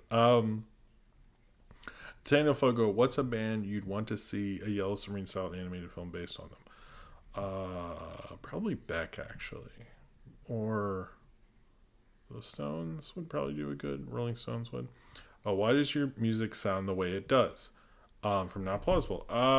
Some of it are just loops. I am trying to make some newer music. I don't know. I actually really don't know what I'm doing with music, so I'm not good at like, I'm going to make this in this style. It's sort of like whatever comes out of me, which is not the greatest way to make music. I think it annoys people because for a little bit, right after, in like the early 2010s, some people would be like, oh, we want you to score this thing. Can you make this like this? And I was like, oh, no, I can try. Here's what I made. And a lot of them would always be disappointed. So I think I'm not like, I don't spend enough time on it really to be something like that. It's just sort of like I fuck around and something happens. So, but a lot of for the reviews, those are like samples from an older GarageBand on a computer I used to have. But I do need to make some new ones because I really haven't in a while for that. But I do want to sort of make more music. I'm sort of working on that. Zane Power says, what would happen if Armin White Lights Camera Action Jackson and Clownfish TV had a crossover? Is that just Geeks and Gamers? It just sounds awful. I think that would be the worst. Criticism would end that day. Or if they're all in the same place, we could explode that place. Sleepy Time 4K Productions. What is the first failed pilot you remember? It aired but didn't get a series. Generation X from that. Yeah, I would say that. What is your vinyl setup? The Rocket Lowbacks. It's just a record player and 2 speakers. Nothing too crazy. Probably someday we'll have more, and we have a lot of records. Cornbread. Hypothetical time. Would George Lucas end up on Infinity Train and only be able to let off after realizing he fixes his mistake of removing Katana Wolfman in the special edition? That would be an interesting one, I will say. Question, what do you think of the people who watch the show but never like talk in the chat? That's fine. There's a lot of people who watch it later. Like most people watch it the next day, so that's fine. I'm fine with those people. You know, hey, leave a comment if you do or don't. It's fine. It's meant to be viewed. That's up to them. Zane Powers, you were so fast when it comes to your bathroom bakes, but what would happen if you had to go 2 for 2? I mean, it would take a little longer. Nathaniel Fogo, favorite MST3K bot? Probably Servo. I would say I'm more of a Servo. When I was a kid, it was Crow. When I'm older, it was Servo. Hello, Modelo Butterfly. What's the best Hispanic-led film in your opinion? From Ace the Wind Rider. I want to go with like El Mariachi or something, but I don't know if that's like the best. I don't know what the best one would be, to be honest with you. Maybe I'll say that. Super Kirby Dude, is Tubi worth it? Yes, I think Tubi's really great. You just have to know what you're searching for, but it always has some interesting stuff on there. But I wouldn't just go to the homepage and go, fuck that. Just like look around, you'll find some cool stuff. Natbox64, what did you think about the Boots Riley rap group? The Coop, I don't know it that well, but they seem pretty cool. We should probably wrap this up, so let me find... because it's getting late. Question, am I the only one who understands the complexity of this ambitious cinematic masterpiece? This movie isn't stupid, you're stupid. Thanks, Ryan. Question from TuneJ723. Oh, hello, TuneJ723. Spider-Man 1981 or Spider-Man is Amazing Friends? I'm going to go Amazing Friends. I always like that one. Super Kirby Dude, will the Knockforce movie come out in 2027 for its 20th anniversary? I don't think so. Do you think How I Met Your Father will last to 2023, the year of future Ted's time? That's interesting, Sunspot Mill. I don't know. We'll see. I like that one. Zane Powers, if you were to host MST3K, how would you get stuck on the satellite? Love. Probably like tripped on something and fell into it. M Blood T is Promising Young Woman a pro cop movie. I joked about that on Twitter and some of my friends bought it. No, I don't think so, but that's interesting. Cornbread, if regular your drink sugar-free Red Bulls on Saturday for streams, what would a negative Bizarro Evil Dream drink on Monday night streams? Probably like extra sugar Red Bulls, I guess. Question from Nella Butterfly. Any foreign folktale or fairy tale you would like to see as a movie?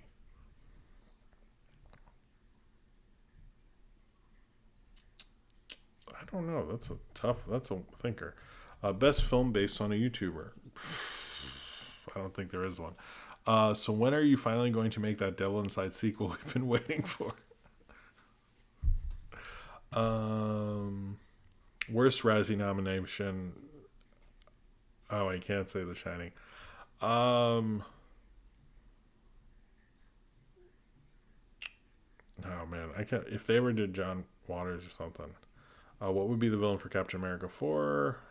Let's bring Ultron back. Why not? Do you think How I Met Your Father will try and undo the terrible ending? Probably try to do something. I never got as upset about the ending. Is that Bigfoot behind you? No. All right. I think we have to just end this because it's really late. Let's find two people who didn't get a question.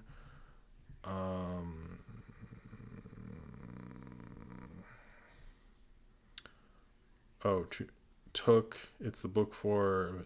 Okay. It's basically Beanie. Do you like ska and would you make ska style music? No, I don't really like ska, to be honest with you.